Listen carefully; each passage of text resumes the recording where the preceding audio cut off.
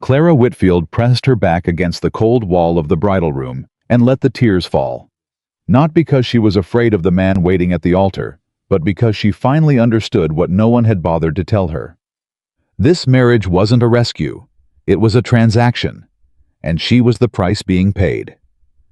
If you're watching this for the first time, subscribe and hit that bell and drop your city in the comments below, so I can see just how far this story has traveled.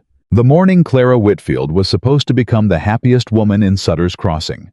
She stood at the window of the church dressing room in her dead mother's wedding dress and realized she was about to make the worst mistake of her life. Not because she didn't know what she was doing, because she knew exactly what she was doing, and she was going to do it anyway. Outside, she could hear the town gathering. The creak of wagon wheels, the shuffle of boot heels on dry summer earth. Women in cotton dresses fanning themselves in the morning heat, talking in low voices, the way women talked when they were pretending not to gossip. She heard her name more than once. Clara Whitfield. Poor thing. Clara Whitfield. What was she thinking? Clara Whitfield. I heard she had no choice. That last one was the only true thing any of them said. She pressed her fingers against the window glass and looked out at the mountains. The peaks were sharp against a blue summer sky, so pale it looked almost white.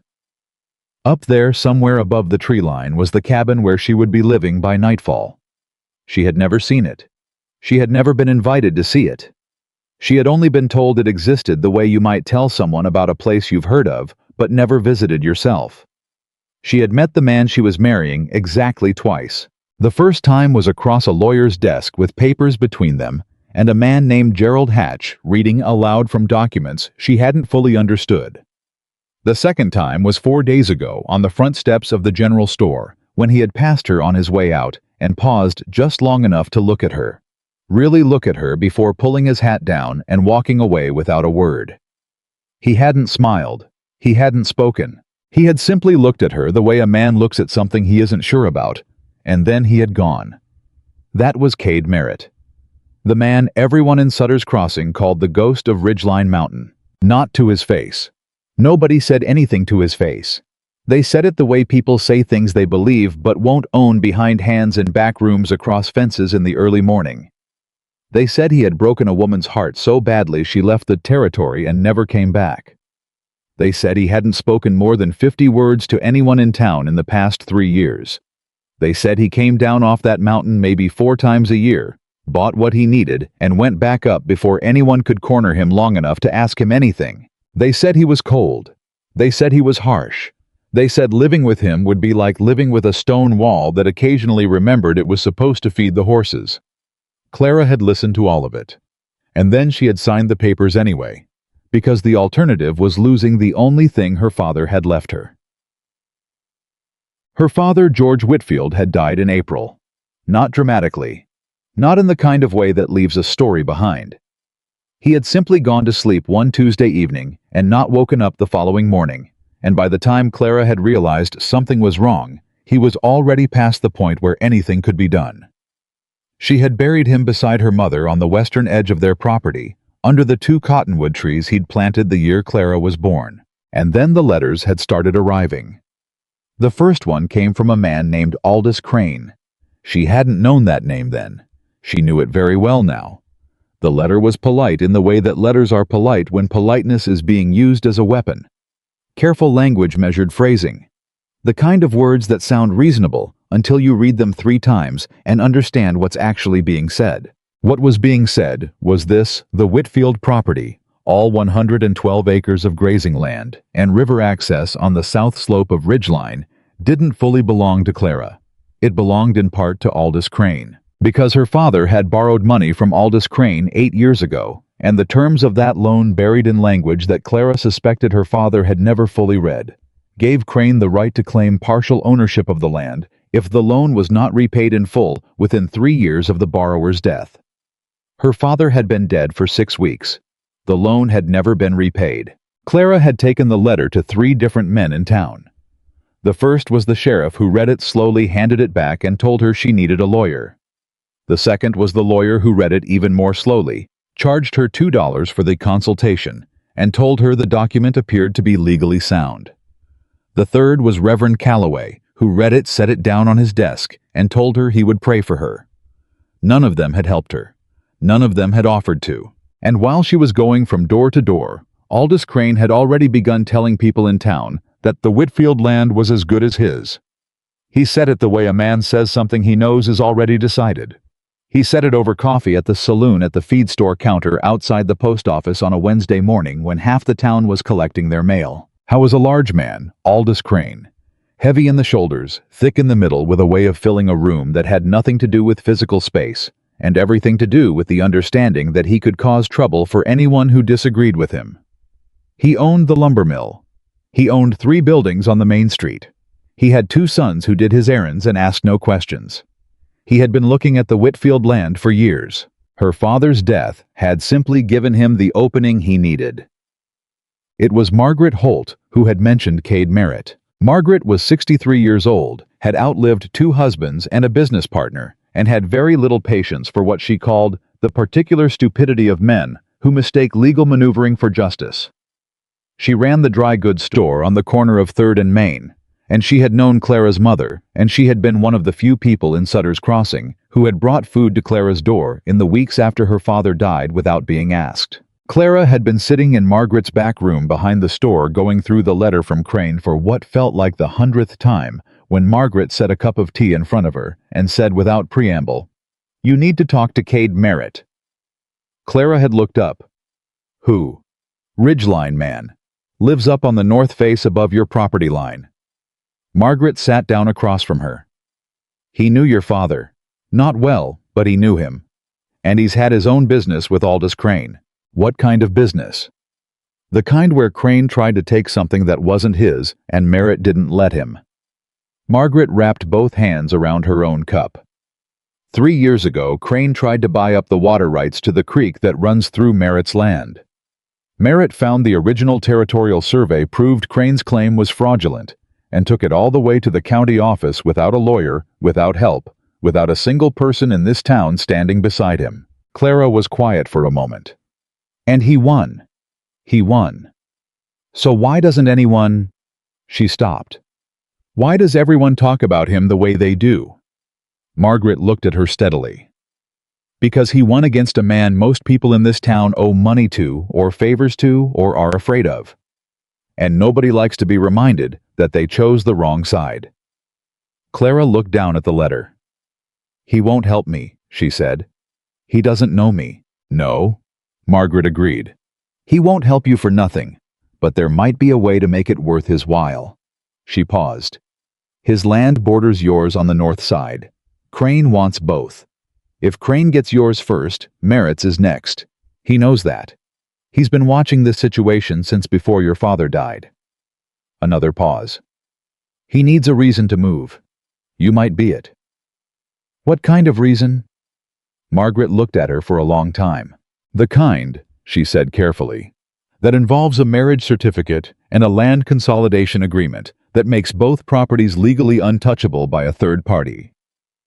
The silence that followed was long enough that Clara could hear the clock on the wall behind Margaret ticking with the patient indifference of something that has no stake in what happens next. "You're telling me to propose to a man I've never met," Clara said. "I'm telling you it's an option," Margaret said. "I'm not telling you it's a good one. I'm not telling you it won't be the hardest thing you've ever done. I'm telling you it's the option that might actually work." She set down her cup. "Crane is moving fast, Clara. He's already filed a preliminary notice with the county. You have maybe 3 weeks before this goes further than you can stop it." Clara looked at the letter again. She looked at it for a long time. Then she folded it, put it in her coat pocket, and stood up. "How do I find him?" she said. The ride up the mountain had taken most of a morning. The trail was narrow and steep, and the summer heat pressed down through the pines in a way that made the air feel thick. Her horse, a roan mare named Bess, who had been her father's before she was Clara's, picked her way carefully over the loose rock with the practiced calm of an animal who has learned that panic is rarely useful. Clara had not felt calm. She had rehearsed what she was going to say about 14 times on the way up. Each version sounded worse than the one before it. By the time the cabin appeared through the trees, low and solid built of squared timber, with a porch that faced the valley she had abandoned, rehearsing entirely, and decided to simply say what was true. She dismounted, tied Bess to the post at the edge of the clearing, walked to the door. She knocked. For a long moment, nothing happened. Then the door opened. Cade Merritt was not what she had expected. She had prepared herself for something rougher, something more visibly frightening, a man who looked the way the rumors sounded. What she found instead was a man in his late 30s, lean but broad in the shoulder, with dark hair going a little long at the collar, and eyes so pale a gray they were almost silver. He was in a work shirt with the sleeves rolled to the elbow, and he had clearly been in the middle of something because he held a piece of leather harness in one hand and was looking at her with an expression she couldn't immediately read. Not hostile, not welcoming, something in between. "You're George Whitfield's daughter," he said. It wasn't a question. "Clara Whitfield," she said. "Yes, sir." He looked at her for another moment. Then he stepped back and held the door open. "Come in," he said. The inside of the cabin was nothing like she'd imagined. She didn't know exactly what she had imagined, something spare and grim. Maybe something that matched what people said about the man who lived there. What she found was a space that was spare, yes, but not grim. There were bookshelves along one wall, crowded enough that volumes had begun to be stacked horizontally on top of vertical ones. There was a work table near the window, with tools laid out in a careful order, she recognized as the order of a man who knew exactly where everything was. There was a wood stove that was clearly well maintained, and a braided rug in front of it that had seen better days, but was still there, which meant someone had kept it. There were also, on a low shelf beside the back door, 3 ceramic bowls that had clearly been recently washed and set out to dry. Each one had a small chip or crack on the rim that had been carefully repaired with something dark, pine pitch maybe, so that the bowl still held its shape. A man who repaired broken things instead of throwing them away. She filed that away without examining why. Merritt had moved to the work table and set down the harness. He picked up a cloth and wiped his hands. "Sit down if you want," he said, nodding toward the 2 chairs by the stove. "You rode a long way." "I'm fine standing." He looked at her. Something shifted in his expression, the faintest suggestion of acknowledgement, as though he'd noticed something and was choosing not to comment on it. "All right," he said. "Then say what you came to say." Clara took the letter from her pocket and held it out. He took it, read it again. His face stayed very still throughout, the kind of stillness that isn't emptiness, but controlled attention. The face of a man who has trained himself not to react until he's sure about what he's reacting to. Then he folded it and handed it back. "Crane," he said. "Yes." "When did this arrive?" 3 weeks after my father died." "And you've been to the lawyer?" "He said it was legal." "Fletcher." A slight edge came into his voice on the name. "I'd expect that from Fletcher. He doesn't touch anything Crane is involved in. Not since Crane co-signed a loan for him in 1887. Clara hadn't known that. She filed it away. "Mrs. Holt told me you had experience with Crane," she said. "That you found documents that disproved his claim on your water rights." "I did." "She said Crane is likely to come for your land next once he has mine." A pause. "She's probably right." Clara held his gaze. "Then we have a shared problem." Merritt looked at her steadily. He didn't say anything.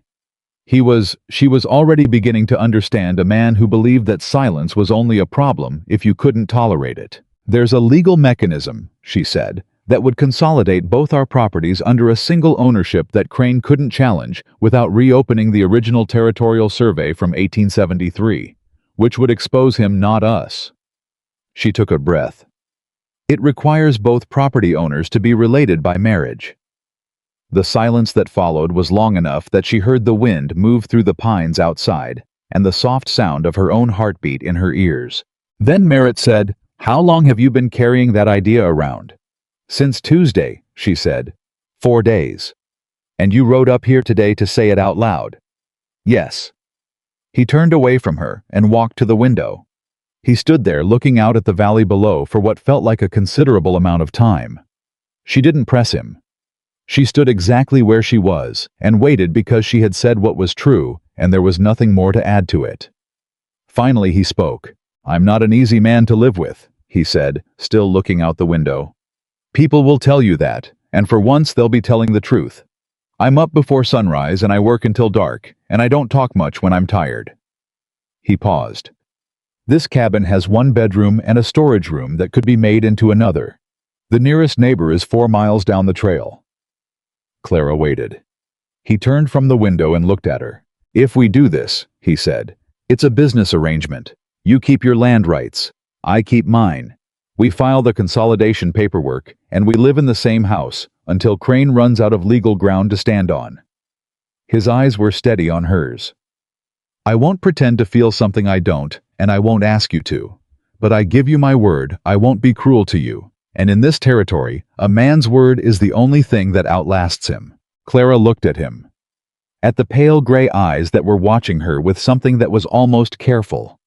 Careful in the way of a man who has learned to be careful about what he extends and to whom. "I have one condition," she said. "Say it." "My father is buried on that property. Whatever happens with the paperwork, with the arrangement, with any of it, nobody touches those graves. Not Crane, not a court, not anybody." Merritt held her gaze. "On my life," he said quietly. Clara nodded once. "Then we have a deal."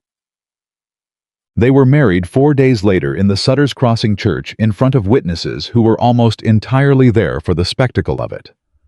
Reverend Calloway performed the ceremony with the slightly startled manner of a man who had agreed to something before he'd fully thought it through. The women in the third pew whispered throughout. The men near the back stood with their arms crossed, and their expressions ranging from skeptical to openly disapproving.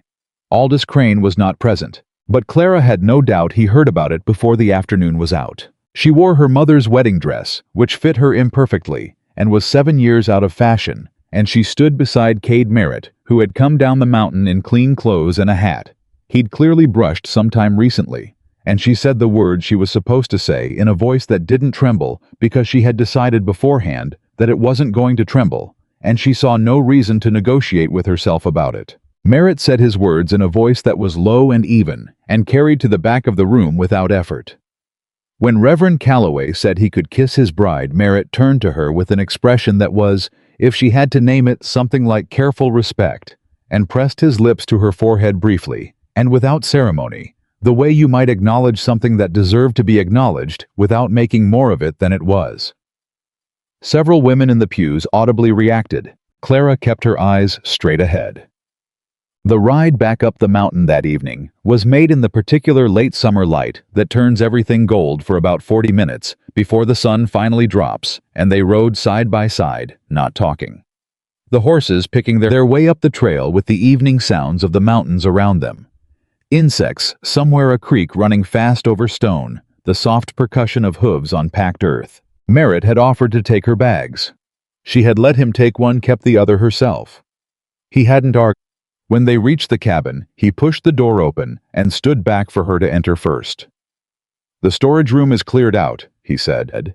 "There's a cot in there. I moved it in this morning. It's not—" A pause.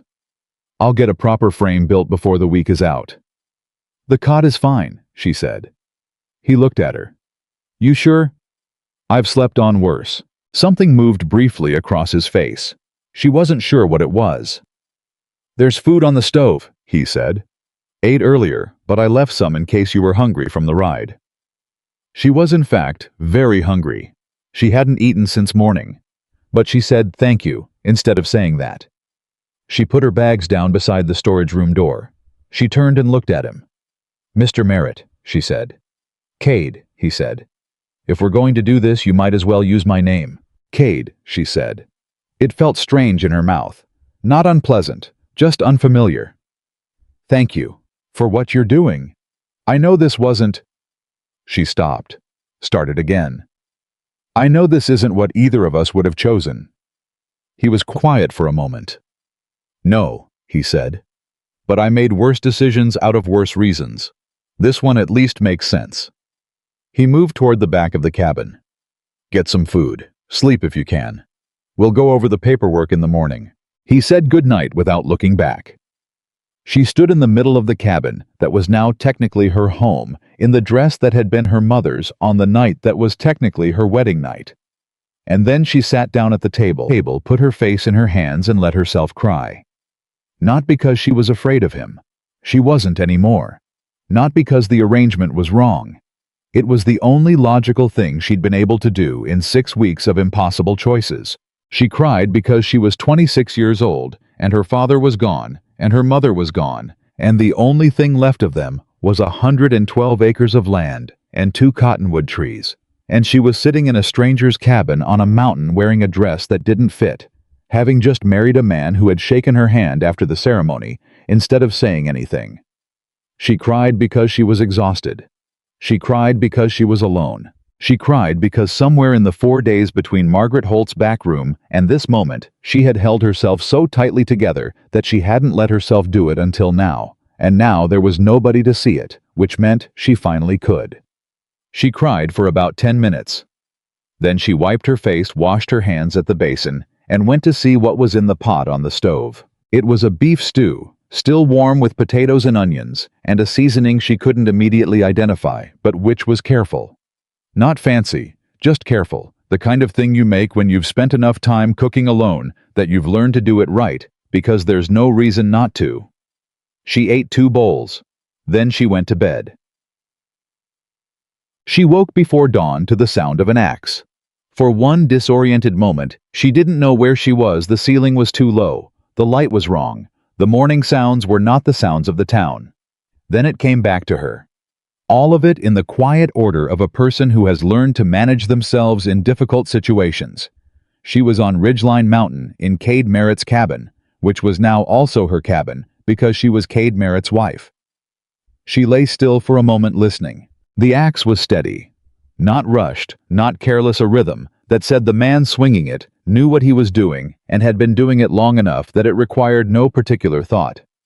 She got up. She dressed. She opened the storage room door and moved into the main room of the cabin, and the first thing she noticed was that there was already coffee on the stove. She looked at it. She poured herself a cup. She stood at the window. I was in the clearing to the east side of the cabin, splitting rounds of pine into firewood with the methodical efficiency of a man who accounts for winter in the middle of summer. He was in his work clothes, hat already on, despite the early hour, and his back was to the window, so she could only see the motion of him, the lift and swing, the clean split of wood, the bending and stacking. She drank her coffee and watched him for a moment. Then she went and started making breakfast. When he came in, 20 minutes later, she had eggs and cornbread on the table, and a second cup of coffee poured, and waiting. He stopped in the doorway. He looked at the table. He looked at her. "You didn't have to do that," he said. "I know," she said. "Sit down." He came in. He sat down. He picked up the coffee first. She noted that the way he reached for it before anything else and drank it. Then he said quietly, and without particular inflection, "Thank you." "You made the stew," she said. "That's different." "It isn't," she said. "Sit and eat before it gets cold." He ate. She sat across from him with her own plate and ate too. And the silence between them was not uncomfortable. It was the silence of 2 people who are still figuring out what they are to each other, but have agreed in the meantime to be decent about it. After a while he said, "I'm riding down to the county office today. I want to file the consolidation paperwork before Crane hears we went through with it and tries to block it." "I'll come with you," she said. "It's a long ride." "I made it yesterday." He looked at her. "So you did," he said. Aldous Crane was standing on the steps of the county building when they arrived. He was a large man. She had seen him before from a distance enough to know the shape of him, but up close, he was larger than she'd remembered, and he had the particular quality of certain powerful men of making his size feel like an argument before he'd said a word. He looked at Clara. He looked at Cade. He looked at the papers in Cade's hand. Something moved through his expression. Not surprise exactly, but the specific recalibration of a man who had been expecting to win and has just been told the game changed while he wasn't watching. "Merritt," he said. "Crane." Cade's voice was level. Utterly level, the way a flat stone is level. "I heard you got married." Crane's eyes moved to Clara, and she didn't allow herself to look away from him. I heard you made a deal. He said deal the way some men say mistake. You understand that doesn't change the terms of the loan agreement. No, Cade said. It changes the land designation. Once the consolidation is recorded, the Whitfield parcel becomes part of the Merritt filing from 1873, which predates your loan agreement by 15 years. He paused. You want to challenge that, you'll need to challenge the original territorial survey. And I don't think you want anybody looking that closely at where your property lines actually came from. The silence that followed was the kind that has weight in it. Crane looked at him for a long time. Then he looked at Clara. You're making a mistake, he said, and it was directed at her. She understood specifically at her, because Cade had been beyond his reach for years, and Clara was the new piece. The softer target, the one he thought he might still move. She took one step forward and looked up at him. My father spent 30 years building something honest, she said, and her voice was steady. She was proud of that. Later, she had never been more aware of her own voice than in that moment, and it held. I'm not going to let you take it, because he trusted a document he shouldn't have. That's done. We filed. And if you come anywhere near that property again, we'll bring everything we have about your survey lines to the county board, and let them decide what's legal and what isn't. Crane looked at her. For a moment, just a moment, she thought she saw something in his eyes. Not respect, not anything so generous as that, but a recognition that she was not what he'd expected, that she was not going to fold. Then he straightened up, settled his hat, and walked past them down the steps without another word. Clara stood on the steps and listened to his boots on the boardwalk and didn't turn around until he was gone. Then she let out a breath. Beside her, Cade Merritt said nothing. But when they turned to go inside, he held the door open for her, and when she passed him, she thought she heard him say something very quiet. So quiet she wasn't entirely sure she'd heard it at all. It sounded like good, just that, good. She didn't say anything back, but she thought about it for the rest of the ride home. That night, sitting at the table with the consolidation receipts spread between them and the lamp burning low, Clara looked across at the man she'd married 4 days and approximately 1 lifetime ago. He was reading one of the documents, his brows slightly drawn, one hand wrapped around the coffee cup that was almost certainly cold by now. He had a habit she was already noticing of forgetting that things got cold when he was reading. She had already reheated his coffee once this evening without being asked, and had watched him drink it without seeming to notice it had been touched. Cade, she said. He looked up. Why did you say yes? She asked. When I came up here with that letter. You didn't know me. You didn't owe me anything. You could have read that letter and told me you were sorry about my father and sent me back down the mountain. He looked at her for a long time. I knew your father, he said. Not well, you said. No, not well. He set the document down. But well enough. He came up here 2 winters ago during a bad stretch. I had 3 calves die in a freeze, and I was short on feed and too proud to say so in town. He paused. Your father rode up with 2 sacks of grain and wouldn't take money for them. Said he'd heard I was running thin and he'd had a good fall. Another pause longer. He stayed for coffee. We talked about the valley.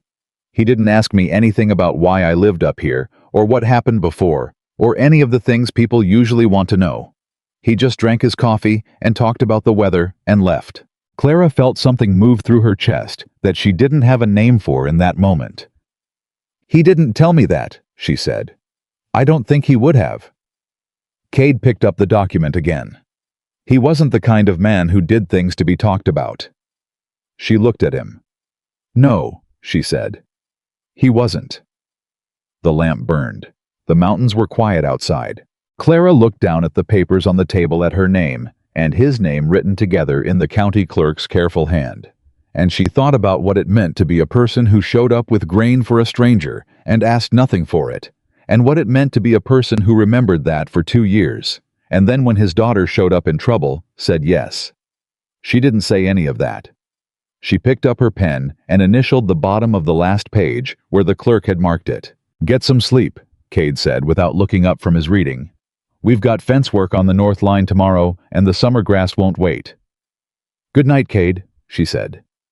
He nodded once. She went to bed. She did not cry that night. The fence on the north line was worse than Cade had let on. Clara found that out at first light when she followed him up the ridge with a coil of wire over her shoulder and a pair of work gloves she'd found hanging on a peg by the back door. He hadn't told her to come. He hadn't told her not to. He had simply picked up his tools, walked out, and she had followed, and he hadn't said a word about it. The first section of fence was down entirely posts, pulled out of the ground wire lying flat in the summer grass, like something had gone through it deliberately. Cade crouched down and examined the nearest post.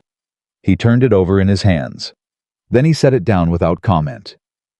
"That didn't fall," Clara said. "No," he said. "It didn't." "Someone pulled it." "Yes." She looked down the line. 3 more sections were down. Maybe 4. She couldn't see the end of it from where she stood. "Crane," she said. Cade stood. He had a way of standing that was very still, not tense, but gathered the way a man stands when he's made a decision about himself and doesn't need to revisit it.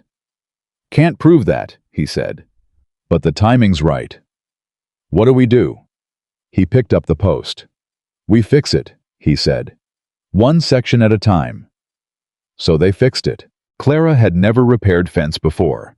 She said so plainly because she had already understood that Cade Merritt did not have patience for pretending, and pretending competence she didn't have would waste both their time.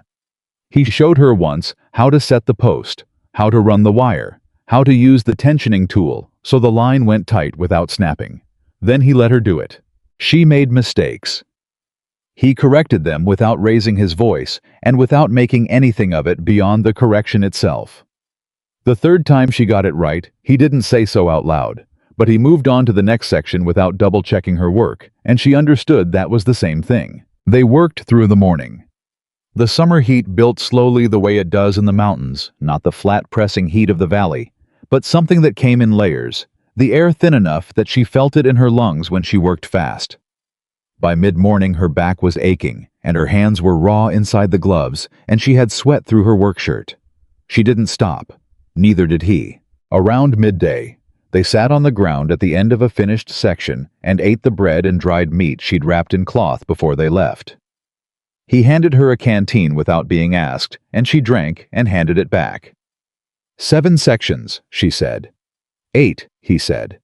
There's one more past that stand of birch. She looked. Then she looked back at him. Someone wanted to make a point. Crane's been making points for years. He pulls a fence here. He moves a survey marker there. He sends his boys to have a quiet conversation with someone's hired hand. He took a drink from the canteen. He doesn't do anything you can take to court. Just enough to make people tired. Has it worked on you? He looked at her sideways. I'm still here, he said. She thought about that for a moment. About what it meant to stay somewhere when everything around you was designed to make you leave. About what kind of person held their ground. Not because they had something to prove, but because they had simply decided that this was where they belonged and were not going to be argued out of it. He didn't expect this, she said. The consolidation. He thought I'd fold. Most people would have, Cade said. Not unkindly. As a statement of fact. My father didn't raise me to fold, she said. He was quiet for a moment. Then, no, I don't reckon he did. They went back to work. Bam. It was on the ride back down that they saw the rider. He was coming up the trail from the direction of town. Not the main trail, but the secondary one that cut across the lower pasture, the one that wasn't widely known. Clara noticed Cade's posture change before she'd fully registered the man. A slight shift, a gathering of attention that had nothing to do with alarm and everything to do with the particular alertness of someone who has learned to read the space around him. The rider pulled up when he saw them. He was younger than Clara had expected, maybe 19 or 20, with the kind of face that hadn't yet learned to hide what it was feeling. He was dusty from the road, and he had his hat in his hands, which she took as either nervousness or respect, and couldn't yet tell which. Mr. Merritt, he said. Cade said nothing, just looked at him. My name's Tommy Reeves. My family's got the... He stopped, started again. We're the family on the south end of the valley, the Reeves place. I know it, Cade said. My pa sent me up. The boy's jaw tightened. Crane's men came by yesterday.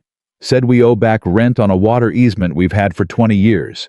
Said if we don't pay up by the end of the month, they're going to reroute the creek access. Clara felt something go very still inside her chest. Cade looked at the boy for a long time. Your pa got his original easement papers, he said. Yes, sir. We got them. Bring them to me, Cade said.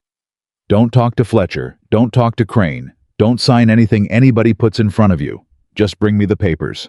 Tommy Reeves nodded. Then he looked at Clara, not impolitely, but with the frank curiosity of a young man who had heard something in town and couldn't quite reconcile it with what he was looking at. Is it true you two got married? He said. Yes, Clara said. He nodded slowly, as though this answered a question he hadn't known he had. People in town are saying. He stopped himself. I know what people in town are saying, Clara said. Bring your father's papers. Tommy put his hat back on, tipped it to her with the awkward sincerity of someone doing something they'd been taught but hadn't yet made their own, and rode back down the trail. Clara watched him go. Then she turned to find Cade watching her. What? She said. Nothing, he said. But there was something in the way he said it, some small, precise quality of attention that hadn't quite been there before, and she filed that away, the same way she'd been filing everything away since she arrived on this mountain building a picture of a man, one detail at a time. 3 days after the fence repair, Margaret Holt rode up the mountain. Clara heard the horse first and came to the door, and the sight of Margaret dismounting in front of the cabin, solid and unhurried in her dark traveling dress, with her silver hair pinned back firmly, was so unexpectedly welcome that Clara felt something loosen in her chest that she hadn't realized was tight. You look better than I expected, Margaret said by way of greeting. I feel better than I expected, Clara said honestly. Come inside. Margaret came inside. She looked around the cabin with the candid assessment of a woman who has been in many people's homes and draws her conclusions quickly. Then she sat down at the table and accepted the coffee Clara poured without comment. Where's Merritt? Down at the lower pasture. There's a section of the grazing land he wants to reseed before the heat gets worse. Margaret wrapped both hands around her cup. Town is talking. I know. Crane is talking louder than anybody else. Margaret's voice was level. He's telling people the marriage is a scheme, that you tricked Merritt into it, that he's using words I won't repeat, but the implication is that you manipulated a lonely man who didn't know what he was agreeing to. Clara looked at her. And what are people saying back to that? Some are believing him. A pause. Some are not. The Reeves boy told his father what Merritt said about the easement papers, and James Reeves told 4 other families, and at least 2 of them have had their own conversations with Crane's men in the past year that they hadn't spoken about publicly. Margaret looked at her steadily. Crane's been running the same scheme in 6 different variations for longer than anyone realized. He's patient. He works slowly. He moves one family at a time. But now they're talking to each other, Clara said. Now they're talking to each other. Margaret confirmed. Because you gave them a reason to. Clara was quiet for a moment. I didn't do that, she said. Cade told the Reeves boy to bring his papers. Merritt would have stayed on his mountain until Crane came for him directly, Margaret said. He's a man who defends what's his. He wasn't going to go looking for a broader fight. She looked at Clara over the rim of her cup. You married him. That changed what he was defending. Clara didn't have an answer to that. She sat with it instead. The door opened, and Cade came in, and the shift in the room's atmosphere was the shift that happens when a man who takes up space, not aggressively, not loudly, but simply physically, and in terms of presence, enters a room that had been organized without him in it. He stopped when he saw Margaret. Mrs. Holt, he said with the polite restraint of a man who trusts certain people precisely and completely. Merritt. Margaret looked at him with frank appraisal. You're taking care of her. It was not a question. Clara felt her face go warm at the particular directness of it. Cade looked at Margaret, then at Clara, then back at Margaret. She doesn't need much taking care of, he said, which was Clara thought either a compliment or a deflection, and might have been both. Crane is telling people you didn't know what you were agreeing to, Margaret told him. That she manipulated you. Cade was quiet for one moment. Just one. Crane can say what he likes, he said then. I read the agreement before I signed it. I'm not a man who signs things he doesn't understand. Will you say that publicly? Another pause. Shorter this time. If it comes to it. Margaret nodded once, as though that settled something. She finished her coffee, stood up, and picked up her riding gloves from the table. Crane's going to move before the end of summer, she said. He knows the consolidation closes his easement angle. He'll find another one. She looked at both of them. Be ready. Then she left. Clara and Cade stood in the cabin after the sound of Margaret's horse had faded down the trail, and the particular quality of the silence between them was different from the other silences. It had texture to it, weight, the kind of quiet that happens between two people when something has been said in front of them that requires them to look at each other and decide what to do with it. She's right, Clara said. He'll find another angle. I know, Cade said. What do you think it'll be? He moved to the work table and began washing his hands in the basin. He's going to try to discredit the consolidation filing. Claim there was fraud in the process. He dried his hands. He's got a friend on the county board, man named Hargrove. Hargrove's been in Crane's pocket since 1885. Can Hargrove overturn the filing? Not without a hearing, and at a hearing evidence gets presented. He turned and looked at her. I've been collecting documentation on Crane for 3 years. Survey irregularities, deed discrepancies, affidavits from 2 families who were pushed off their land in 1886. A beat. I wasn't ready to use it. I didn't have enough, and I didn't have anyone who would stand up in a room and say it out loud with me. Clara understood then something she had been circling around for days without quite arriving at. You weren't just helping me because of my father, she said. Cade looked at her. No, he said after a moment. I wasn't only that. You needed someone who would stand next to you. He didn't answer immediately. He had a way of weighing things before he said them, not stalling, not evasion, but genuine consideration, as though he believed words were worth getting right.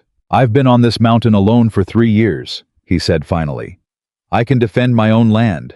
I can't change what Crane's been doing to this valley by myself. He paused. When you came up here with that letter, I saw a woman who wasn't going to fold and wasn't going to be quiet about it. Another pause. That's not a common thing. Clara looked at him. You could have told me that, she said. I'm telling you now. She thought about that. About the fact that he'd made a decision about her the day she came up the mountain with that letter. A decision that had more layers to it than she'd understood at the time. About the fact that she had made a decision about him too. Standing in a lawyer's office looking at papers she hadn't wanted to look at and thinking this man held his ground against Crane once. He's still here. All right, she said. He nodded. And that was that. Tommy Reeves came back 2 days later with his father's easement papers, and with him came James Reeves himself, a weathered man in his 50s, with the careful dignity of someone who is not accustomed to asking for help, and is doing it anyway because the situation has moved past his ability to manage alone. He sat at the table in the cabin and spread the papers out, and Cade sat across from him and went through them with the thoroughness of a man who has spent 3 years learning how documents work from the inside, what they actually say versus what people assume they say, where the language is designed to mislead, how a sentence can appear to mean one thing and be structured to mean something else. Clara made coffee and sat at the end of the table and listened. She was good at listening. She had understood early that listening was not passive.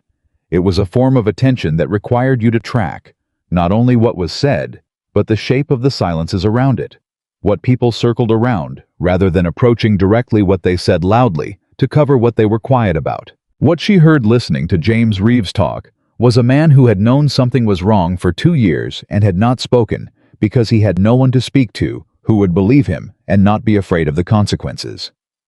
When Cade finished with the papers, he looked up. Your easement is sound, he said. The original grant is from the territorial period. Crane's claim against it has no legal basis. James Reeves let out a breath that seemed to come from somewhere much deeper than his lungs.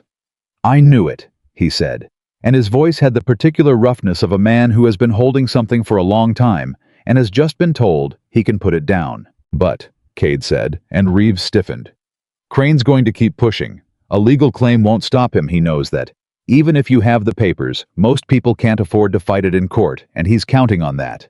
He's counting on you to fold before it gets that far." "Then what do we do?" Cade looked at Clara. She hadn't expected that. The look wasn't asking permission. It was something else, something that took her a moment to identify.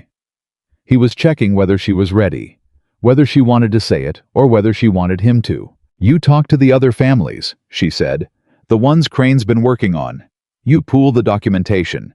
You go to the county board together, not one at a time where he can pick you off, but all of you with everything all at once, so that the thing he's been building for years is visible in a single room at a single time." She paused. "He's only been able to do this because everyone's been dealing with it alone. Make it impossible to deal with alone." James Reeves looked at her. Then he looked at Cade. "She figured this out," he said. "She came up with most of it," Cade said without inflection. Reeves looked back at Clara. "Your father was a good man," he said. "I went to his funeral. I didn't speak because I'm not good with words at funerals, but I went." Clara felt the familiar pressure behind her eyes and pushed it back. "Thank you," she said.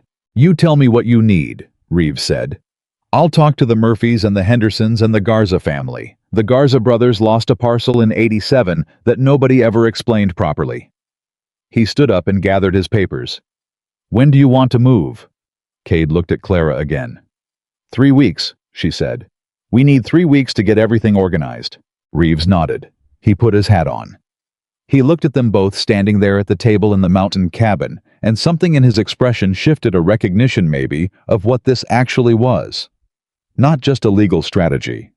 Something that had been needed in this valley for a long time, and hadn't been possible until two people who were very different from each other, and from everyone's expectations, had ended up for reasons that had nothing to do with ease or comfort standing side by side. 3 weeks, he said, and left. That evening, Clara found the book. She hadn't meant to look through the shelves. She had been reaching for a candle from the shelf near the window, and her hand had touched a spine and dislodged it. And when she picked it up, she found it wasn't a book she'd have expected. It was a volume of poetry. Old, battered, the cover nearly worn through at the corners, the spine held together with a piece of sinew that someone had run through 2 small holes at the top and bottom. She opened it. Inside the front cover, in a handwriting that was not Cade's. She had seen his handwriting on the consolidation paperwork, and this was different, rounder, and more deliberate were the words, "For Cade who sees more than he says. E." She stood there for a moment holding the book. Then she put it back exactly where it had been. She didn't say anything about it that night. But the next morning when she was making breakfast and he came in from the early chores, she set his coffee down and said without turning from the stove, "You've got good books." A pause. "Some of them," he said. "The poetry shelf especially." The silence that followed was different from other silences. She didn't turn around for it.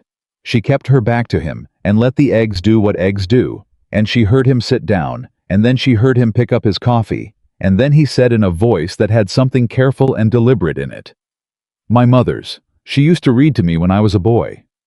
A beat. "I kept the ones she marked." Clara put the eggs on the plate. She turned and brought them to the table and set them down in front of him. "She had good taste," she said. He looked at her. "Yes," he said. "She did." She sat across from him. They ate.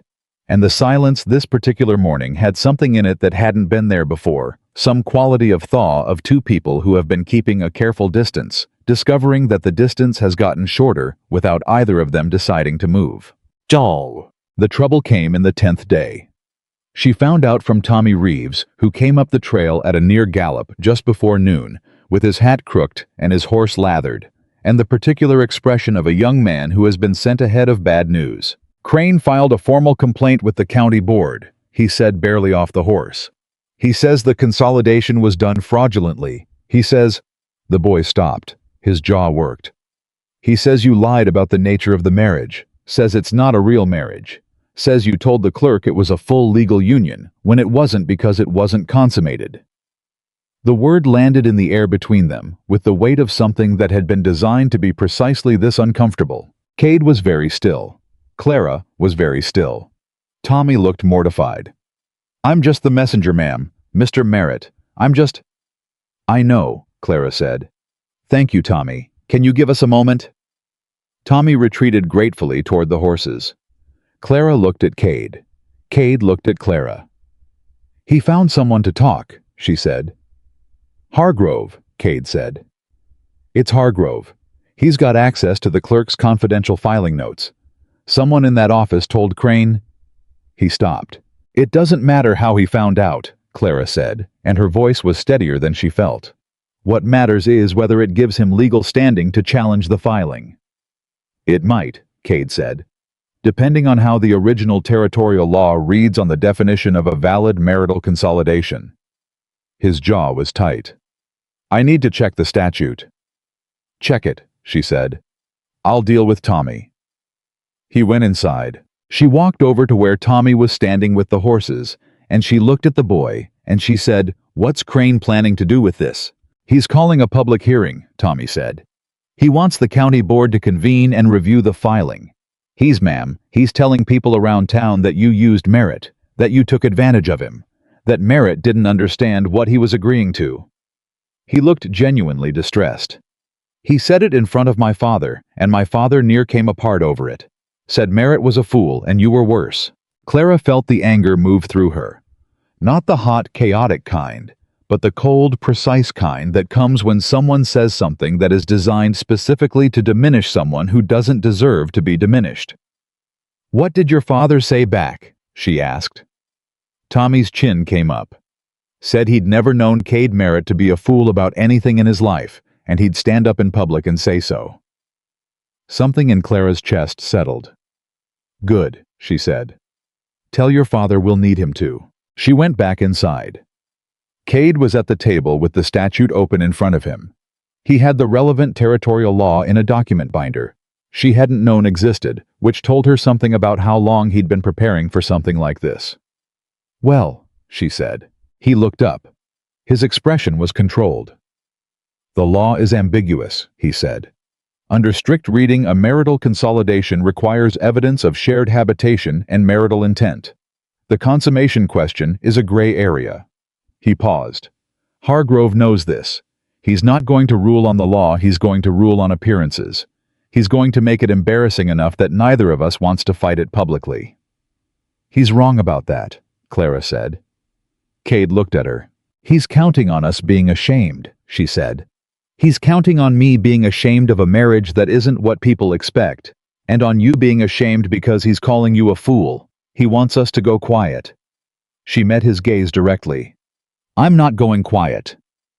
Cade was still for a moment.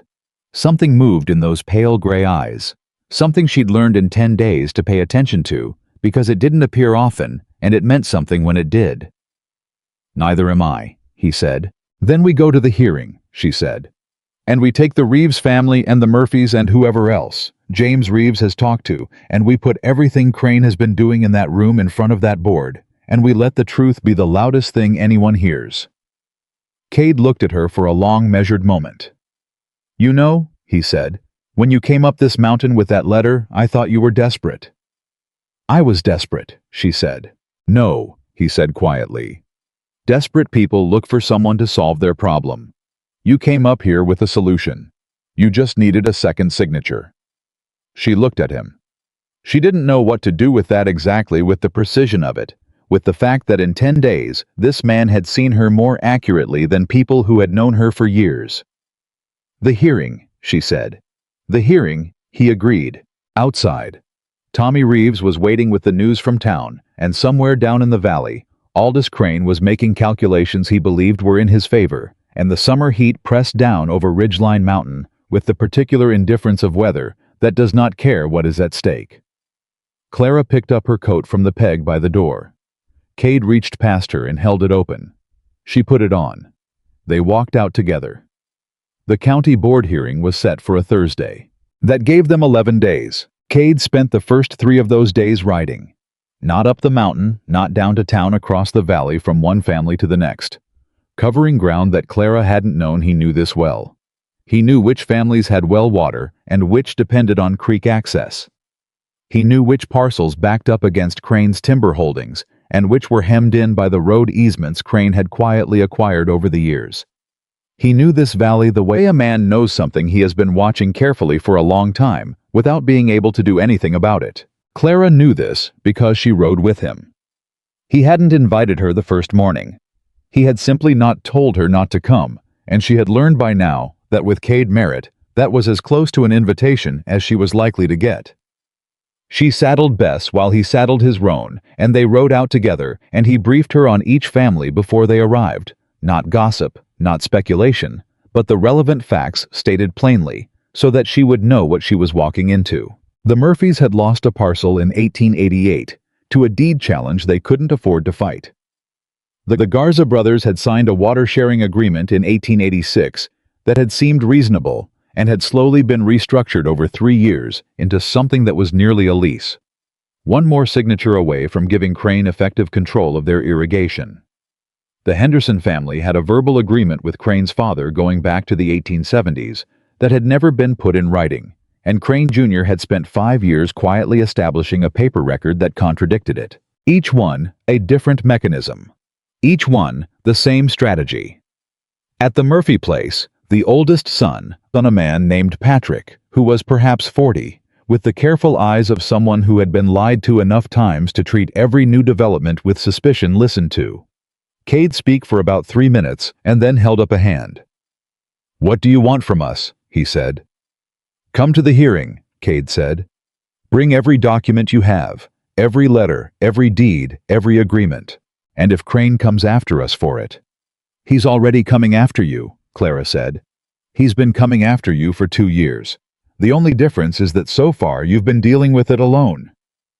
Patrick Murphy looked at her. His expression was not unfriendly, but it was measuring the look of a man who is deciding whether a person has earned the right to say a true thing to him. "You're the Whitfield girl," he said.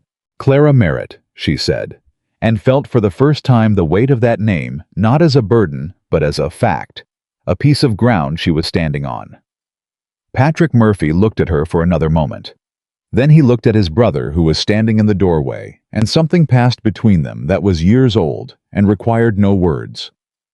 "We'll be there," Patrick said. By the 5th day, they had commitments from 7 families. By the 7th, it was 11. On the 8th day, Clara went back down to Margaret's store. She had a list. She needed Margaret to look at it. Not the legal strategy Cade had that under control, but the human piece of it. Who in that room was going to be watching, and what were they going to be watching for? Who were the board members beyond Hargrove, and what did they care about? How many people in Sutter's Crossing had a reason to want Crane stopped that they hadn't yet admitted to themselves? Margaret looked at the list for a long time. Then she looked up. "Hargrove is not the problem," she said. "Hargrove is predictable. He'll do what Crane tells him, and everyone knows it. The problem is Whitmore. The second board member.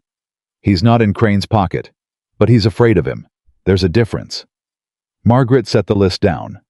"Whitmore cares about 2 things: the appearance of fairness and not being personally embarrassed.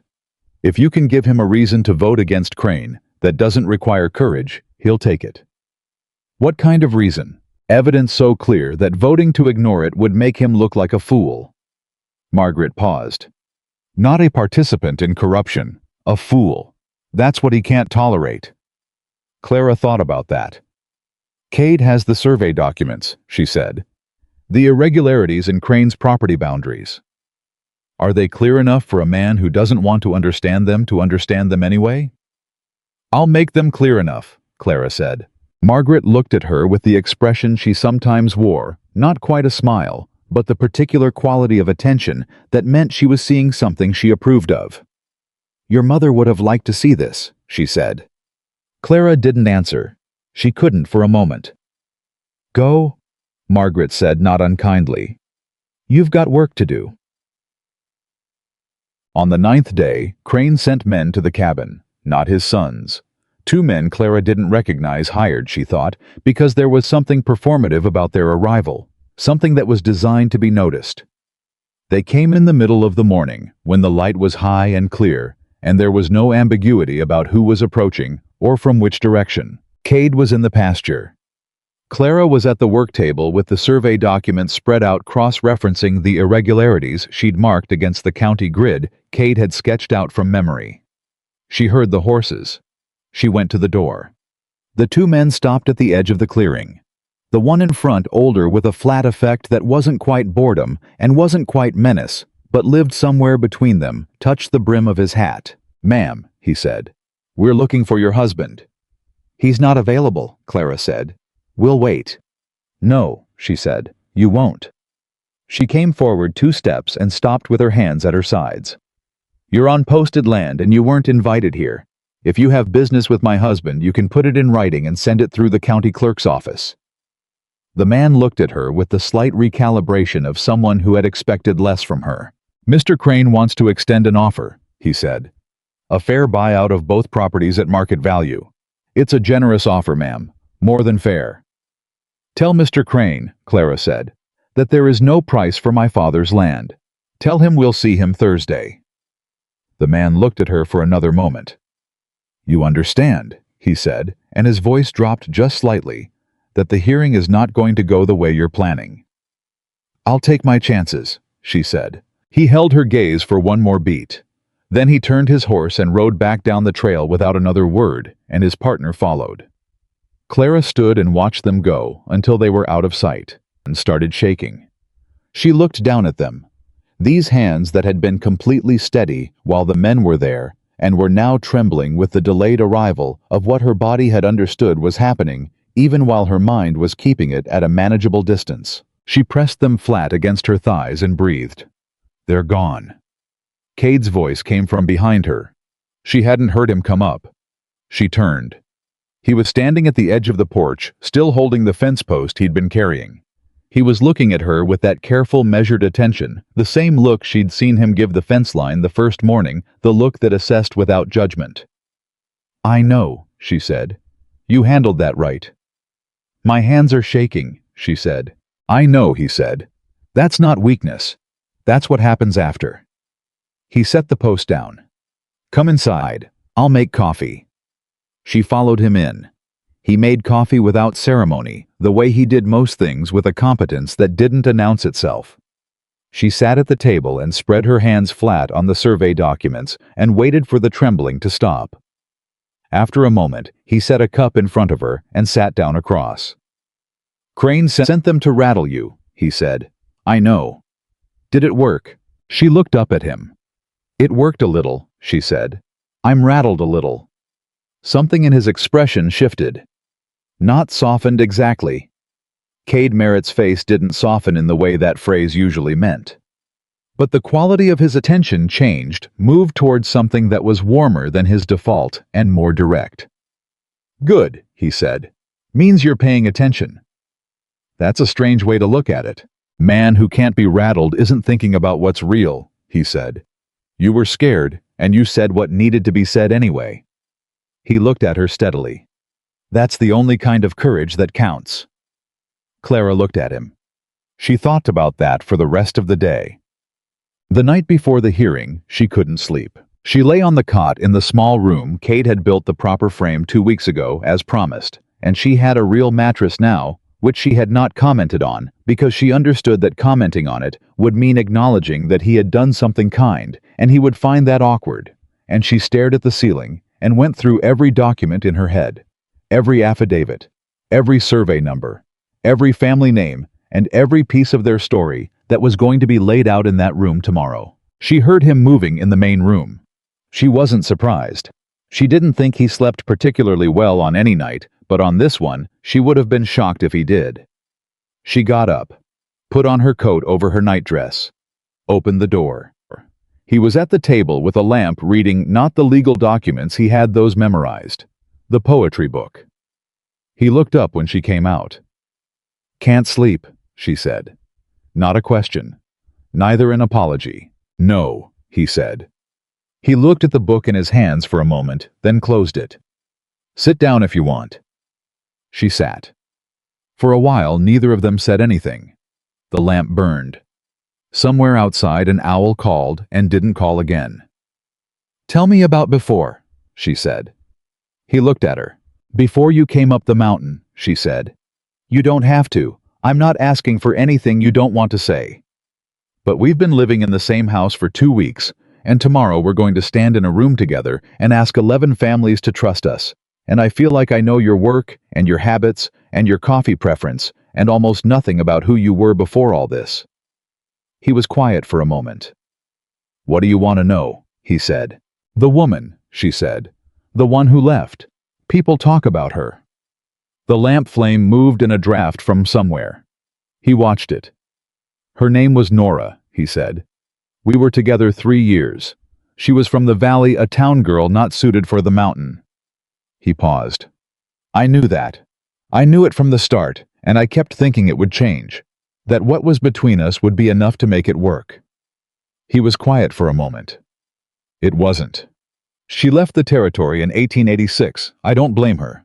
Do you miss her?" He considered the question with the same care he gave everything.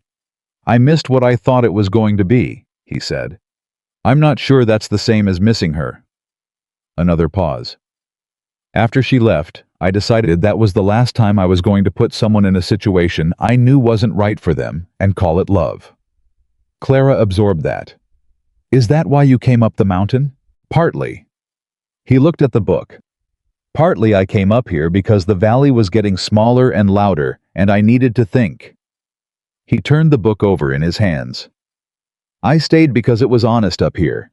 What you see is what's real. The weather doesn't pretend. The animals don't pretend. The work is exactly what it is." "Do you get lonely?" she asked.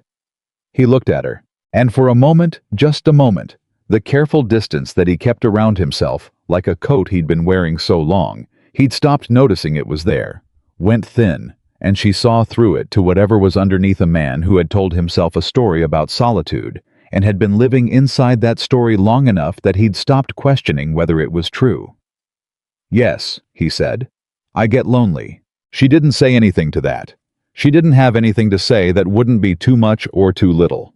So she just sat with it and let it be what it was, which was the truest thing he'd said to her since she'd knocked on his door with a letter in her hand. After a while he said, "You should sleep."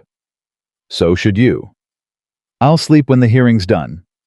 She stood, picked up her coat, paused at the door of the small room. "Cade," she said. He looked up. "Whatever happens tomorrow," she said, "you didn't do this alone. I want you to know I understand that. What it cost you to open that door when I knocked." He looked at her for a long moment. "What it cost you to knock," he said quietly. She went back to bed. She didn't sleep well, but she slept. The hearing room in Sutter's Crossing was the back room of the town hall, and it was already full when Clara and Cade arrived on Thursday morning. Full was not the word she'd expected. She had expected 12-15 people, the families they'd contacted, maybe a handful of curious bystanders. What she found was every seat taken and people standing 3 deep along the walls, because word had gotten out in the way that word gets out in small communities where news travels faster than horses and arrives with its own momentum. She felt the room before she saw all of it, the particular quality of a crowd that is divided, half watching, with the wary solidarity of people who have come to see something decided that affects them, and half watching with the particular attention of people who have come to see someone fail. Aldous Crane was already there, seated at the front table, with Fletcher the lawyer beside him, and 2 other men she didn't recognize on his other side. He looked at them when they entered.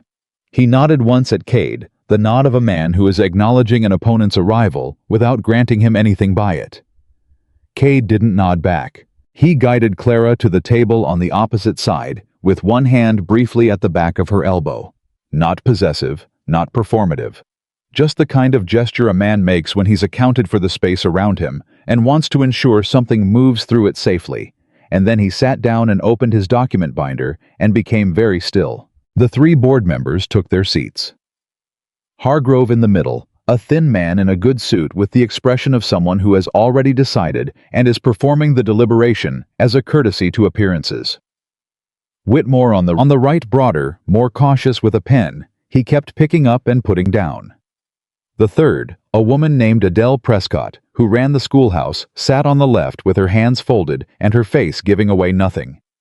Clara hadn't known there was a woman on the board. She looked at Adele Prescott, and Adele Prescott looked back at her with dark eyes that were sharper than the room deserved. Hargrove called the hearing to order. He laid out the complaint with the professional neutrality of a man who has rehearsed being neutral so many times it has become indistinguishable from dishonesty. Crane's claim was this: the marital consolidation filed by Cade Merritt and Clara Whitfield was fraudulent in nature, constituting a legal marriage in name only entered into for the purpose of circumventing a legitimate debt instrument, and therefore invalid as a basis for the land filing. Fletcher stood and spoke for 12 minutes. He was good at it, she had to give him that. He made the legal language sound like common sense, and common sense sound like inevitability, and inevitability sound like the only responsible outcome for the board to reach. When he sat down, Cade stood. He didn't have Fletcher's smoothness. He didn't try for it. What he had instead was the particular authority of a man who is saying something true and knows it, and who has organized his evidence well enough that the truth can speak without being dressed up. He laid out the survey documents first. He went through the irregularities in Crane's property lines, not technical language, not legal jargon, but plain. This line was moved. This marker was relocated. This document was filed with a date that contradicts the timber record from the same period. He named the families and named the mechanisms. He was methodical and he was clear, and the room got very quiet while he spoke. Then Clara stood. Hargrove looked surprised. Fletcher looked annoyed. Crane looked for just a moment as though he was recalculating something. "I'd like to speak to the question of the marriage," she said. Hargrove began to say something about procedure. Adele Prescott said quietly but firmly, "Let her speak, Gerald." Hargrove closed his mouth. Clara looked at the room. "Aldous Crane is claiming that this marriage isn't real," she said. "He's claiming that I manipulated a man who didn't understand what he was agreeing to. I'd like you to look at Cade Merritt and tell me, anyone in this room, whether you genuinely believe that's true." A murmur. Not hostile. Something else. "I came up that mountain with a letter and a legal argument and a request," she said. "This man read every document. He asked questions I hadn't thought to ask. He identified a legal mechanism I hadn't known existed. He made a decision based on his own judgment." She paused. "Calling him a fool is not a legal argument. It's an insult. And I'd like the board to note that Crane's entire challenge rests on the premise that Cade Merritt is too simple to know his own mind." She looked directly at Hargrove. "Is that really what this board is prepared to say about a man who's lived on this land for 15 years, paid his taxes, defended his property rights, and never given this county a moment of trouble?" The room was very quiet. Then James Reeves stood up. He had his papers in his hands, and he stood the way a man stands when he has decided to stop being afraid. "I'd like to speak," he said. He wasn't the only one. Patrick Murphy stood after him. Then Elena Garza, the older of the two brothers who Clara hadn't known, was going to speak, but who stood with a dignity that needed no introduction. Then a woman in the back, whose name Clara didn't know, who stood and said, in a voice that carried clearly, "Crane's men told my husband he owed fees on water he's had legal access to for 30 years. I've got the original grant right here." Hargrove tried to call for order twice. The second time, Whitmore put a hand on his arm. "Let them speak, Gerald," Whitmore said, and something in his voice had shifted. He was looking at the room, at the 11 families, at the documents being held up, at the woman in the back, whose voice had not trembled, and he was doing the particular arithmetic of a man who is weighing what he was told to do against what he is looking at. Clara watched him do it. She knew the moment he finished. His pen stopped moving. He set it down. He looked at Hargrove with the expression of a man who has just decided that being associated with something is no longer worth the cost. Crane saw it too. She watched him see it, the slight stiffening, the recalculation running fast behind his eyes. He leaned toward Fletcher and said something in a low voice that she couldn't hear. Fletcher's response was short and tight. Then Crane stood. "I move to withdraw the complaint," he said. The room erupted. Not celebration, something rawer than that, the sound of people who have been holding something for a long time and have just been told they can stop. Voices overlapping. James Reeves gripping his son's arm, Elena Garza saying something in rapid Spanish to her brother Margaret Holt, who had come in quietly and stood at the back and said nothing until now, letting out a long breath that was almost a laugh. Hargrove looked relieved. Whitmore looked at the table. Adele Prescott looked at Clara with the same sharp, dark eyes, and then she did something she hadn't done once during the entire proceeding. She nodded. Just once. Clara nodded back. Crane left through the side door. Clara saw him go. She watched him push through the door at the side of the hall with Fletcher behind him and the two hired men behind Fletcher, and she thought, he is not done. She knew it with the particular certainty of knowing something before you have evidence for it. A man like Aldous Crane did not withdraw a complaint and consider himself finished. He withdrew a complaint and went somewhere else and came up with something new. She turned to say that to Cade. He wasn't at the table. She looked around the room. He wasn't near the door. He wasn't with the Reeves family who were talking rapidly to the Murphys. He wasn't by the wall. She moved through the room quickly, pressing past people who wanted to stop her saying brief words to brief hands, and came out of the front door of the hall into the open air. I was standing at the edge of the boardwalk, looking down the street in the direction Crane had gone. His hat was in his hands. She came and stood beside him. "He's not finished," she said. "No," Cade said. "He's not." "What's he going to do?" Cade was quiet for a moment. "I don't know yet, but he's not going to challenge the legal documents again. Not today, not with that room watching. He's going to go around it." He turned his hat over in his hands. "He's going to come for something we didn't put in the documents." She thought about that. "What didn't we put in the documents?" He looked at her. "The mountain itself," he said. "The north face. There's a water source up there, a spring that feeds 3 of the creek systems in the valley. I've known about it for years. I didn't put it in the consolidation filing because it's on ground that's never been formally surveyed. And if Crane surveys it first, he can file a separate claim, one that has nothing to do with our consolidation." He put his hat back on. "If he gets to that spring, he doesn't need our land. He controls the water for the whole valley, regardless of who owns what." Clara stood absolutely still for a moment. "How fast can he move?" she said. "He's got men and money," Cade said. "If he sent someone up there today, then we need to get there first," she said. He looked at her. "It's a 2-hour ride up the north face. Hard ground. The trail isn't safe after dark, and the weather's been building all afternoon."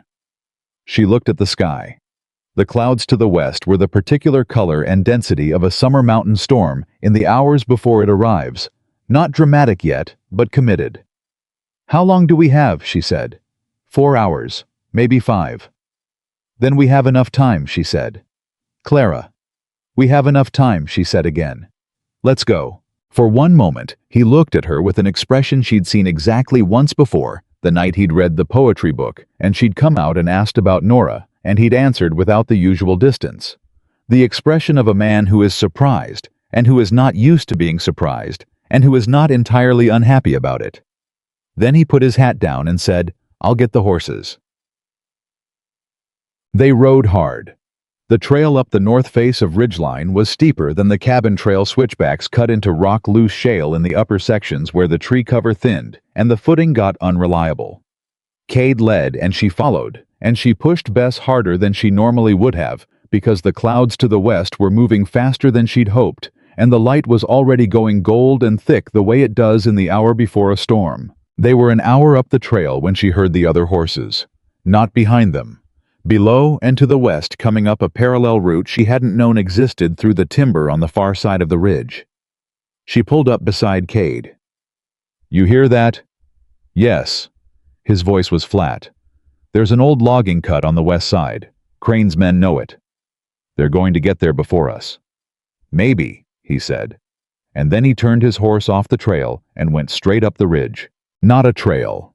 Bare rock and summer grass, steep enough that she felt Bess shift her weight back on her haunches, picking her way with the focused intensity of an animal who has decided to trust the person on her back.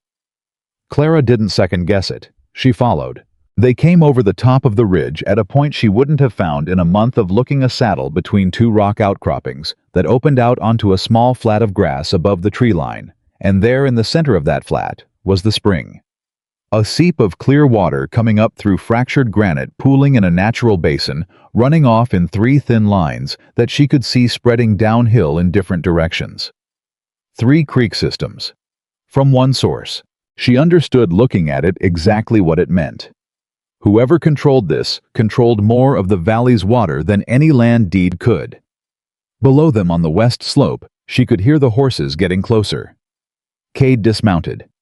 I went to his saddlebag and pulled out a rolled document. She recognized it from the night before he'd been writing something at the table after she went to bed, and she hadn't asked what it was. "What is that?" she said. "A survey claim," he said. "Prepared last night. Date and location of the spring witnessed signature physical markers." He looked around quickly and then walked to a specific point on the north edge of the basin and crouched down. He pulled a metal stake from inside his coat, set it against the rock, and drove it in with 3 hard strikes of a small hammer that had also been in his coat.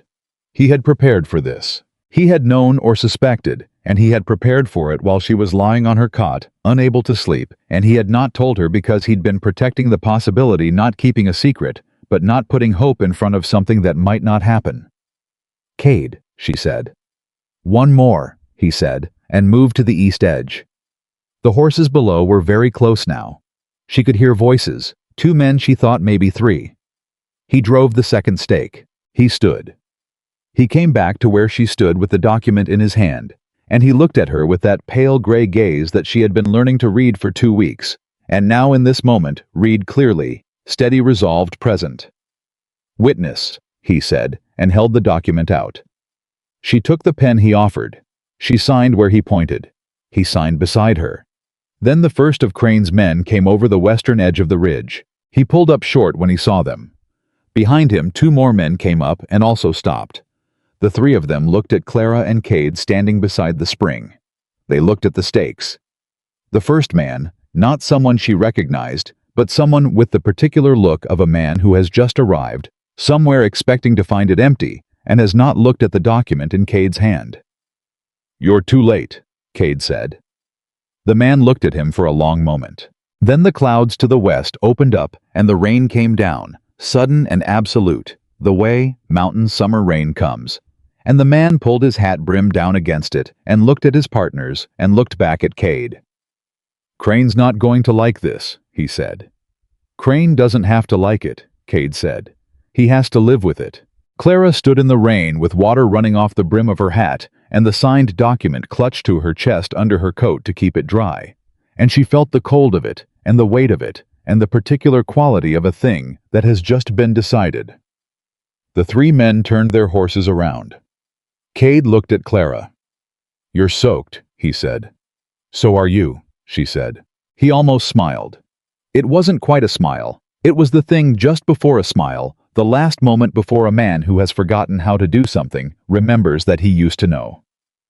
"We need to get off this ridge before the lightning starts," he said. "I know," she said. She didn't move yet. "Thank you," she said. "For last night. For preparing this." She looked at the stake in the rock rain running over the metal in thin sheets. "You were thinking about the whole valley." "I was thinking about the spring," he said. "Same thing," she said. He looked at her, and standing there in the summer mountain rain above the valley, he had been defending alone for 3 years. Cade Merritt looked at the woman who had knocked on his door with a letter in her hand and a decision already made, and something in the careful construction he'd been maintaining around himself shifted, not collapsed, not dramatically, but moved. Like a door that has been closed a long time and has just been opened an inch. Enough to let the air through. "Come on," he said quietly. "Let's go home." She followed him to the horses. They rode off the ridge together as the storm came in full over Ridgeline Mountain, and below them the valley was green and wet and waiting, and the spring ran clean behind them into 3 directions at once. They came down off the ridge in the dark. The storm had moved fast, faster than either of them had calculated, and by the time they cleared the upper switchbacks, the rain was coming sideways, and the trail was running with water, and the horses were working hard to keep their footing on ground that had turned slick and unreliable. Clara kept her eyes on Cade's back, and kept Bess moving, and didn't think about anything beyond the next 20 feet of trail. She thought about her father once. Just once. A brief involuntary thought, the kind that comes when your body is doing something difficult, and your mind slips its leash for just a moment. She thought about him riding in weather like this, coming home late from town. The sound of his horse on the wet ground outside the window that meant everything was all right. That he was back. She pushed it down and kept riding. They reached the cabin close to 9 o'clock. Cade took both horses to the small barn, and she went inside and got the stove going, and hung their wet coats, and found dry clothes, and put the kettle on, and by the time he came in from the barn, she had the lamp lit, and the room warm, and 2 cups of tea on the table, because they had run out of coffee 2 days ago, and neither of them had made it to town to get more. He stood in the doorway for a moment, and looked at the lit room. Then he came in, and sat down, and wrapped both hands around the cup, and didn't say anything, which was exactly right, because there was nothing that needed to be said yet. And they had both learned by now that silence between them wasn't absence. It was a kind of presence, the kind that doesn't require maintenance. After a while she said, "The document is dry." She had kept it pressed against her chest under her coat the entire ride down, and it had survived. "Good," he said. "We need to file it first thing tomorrow." "I know. I'll ride down at first light." She looked at him across the table. He was tired, she could see it in the set of his shoulders, the slight heaviness around his eyes. Not the kind of tired that sleep fixes, the kind that comes from carrying something for a long time. "Cade," she said. He looked up. "When this is over," she said carefully, "when the filing is done, and Crane is out of legal ground, what do you want?" He looked at her for a moment. "What do you mean?" "I mean we made an arrangement," she said. "A practical one. We both understood what it was, and you've held to it exactly as you said you would." She kept her voice even. "But I've been here a month, and the arrangement, the original arrangement, it doesn't feel like the whole picture anymore, and I want to know what you want the picture to be." The silence that came after that was different from other silences. It had edges. He set down the cup. He looked at his hands for a moment, those capable, careful hands that fixed fences and drove stakes into granite in the rain, and remembered to make coffee before anyone asked. "I'm not good at this," he said. "At what?" "At saying things." A pause. "At knowing what I want, and saying it out loud before I've talked myself out of it." "Then don't talk yourself out of it," she said. "Just say it." He looked at her. "I want you to stay," he said. "Not because of the land, not because of Crane, because the cabin is different with you in it, and I'm different with you in it, and I'm not willing to pretend I haven't noticed that." He held her gaze steadily. "That's what I want. I understand if that's not what you want. I'll hold to the arrangement either way." Clara looked at him for a long moment. "I'm not going anywhere," she said. Something moved through his face, swift and quiet like light across water. "All right," he said. "All right," she said. They drank their tea. Outside, the rain came down over the mountain, and the spring ran into 3 valleys, and the stakes stood in the granite where he had driven them. Morning came clear. The storm had passed in the night, and left the world washed and still, and Cade was gone before she woke. She found a note on the table which surprised her because she hadn't known he wrote notes, and which said simply, "Gone to file. Back by noon. Coffee on the stove." And there was coffee on the stove kept warm on the low edge of the fire, which she thought was one of the most quietly decent things anyone had done for her in recent memory. She drank it and thought about what he'd said the night before. She wasn't a woman who had spent much time in her life being chosen. Not in the way that mattered. She had been useful to people, competent, reliable, the kind of person others leaned on without always noticing they were leaning. Her father had loved her, but he had also depended on her, and there was a difference between those two things that she had only begun to examine clearly in the weeks since he'd died. The difference between being needed and being wanted, between being kept and being chosen. Cade Merritt had looked at her across a table in a rainstorm and said, "I want you to stay," and the specific word he had used was want, not need not. It would be practical, not any of the functional language they'd been living inside for a month. She washed the cup. She went outside. The air after the storm was the cleanest thing she knew, that particular mountain morning quality. Cool and sharp, with the smell of wet pine and distant water. She stood on the porch for a while and looked at the valley below and thought about her father's land, which was her land now, which was by extension part of this land. All of it connected by a water source on a granite ridge that two people had ridden through a storm to protect. She thought, "I came up this mountain with nothing, and I am not leaving with nothing." It wasn't a thought about Cade exactly. Or it was about Cade, but it was also about something larger, about what it meant to decide to stay somewhere, not because you had no choice, but because you had looked at your options and chosen this one. That was different. That was a different kind of standing on the ground beneath your feet. She went back inside and started making breakfast. Cade was back before noon as promised, but he wasn't alone. He came up the trail with Tommy Reeves beside him, and behind Tommy, a woman she hadn't seen before, older, perhaps 60, with a posture that was very straight, and a face that Clara recognized in the way you recognize a type of person before you recognize the specific individual, someone who has lived a long time and has paid attention to most of it. Clara came to the door. Cade dismounted. "Filing's done," he said. "Spring claim is recorded." He nodded toward the older woman. "This is Ruth Aldridge. She was waiting at the county office." Ruth Aldridge looked at Clara with dark, direct eyes. "You're George Whitfield's daughter," she said. "Yes, ma'am. I knew your father." She dismounted efficiently without assistance, the way a person dismounts who has been doing it for 50 years. "I was his neighbor before I sold my place and moved to town, the western parcel that borders your lower field." Clara knew that parcel. Her father had mentioned Ruth Aldridge exactly once in a conversation about water drainage, and she hadn't connected the name until this moment.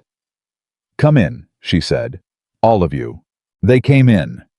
Clara put coffee on, and they sat, Cade at the table, Tommy on the bench near the wall, Ruth in the chair nearest the door with her traveling bag on the floor beside her and her hat still on, which meant she didn't intend to stay long. "I heard what happened at the hearing," Ruth said. "And I heard about the spring claim." She looked at Cade. "Crane came to see me yesterday evening." The room went still. "He came to your home," Clara said. "He came to my rooms in town. He was polite. He's always polite." The word polite came out of her mouth, the way you might describe something that looks clean but isn't. "He wanted to talk about a deed, specifically the deed to the western parcel I sold 6 years ago." "Who did you sell it to?" Cade said. Ruth looked at him. "I thought I sold it to a man named Harold Finch, a rancher from up north looking to expand his grazing operation." She paused. "Harold Finch, as it turns out, is Aldous Crane's brother-in-law." Clara set down the coffee pot. "He told me," Ruth continued, "that the deed I signed 6 years ago contained a clause I had not been shown at the time of signing.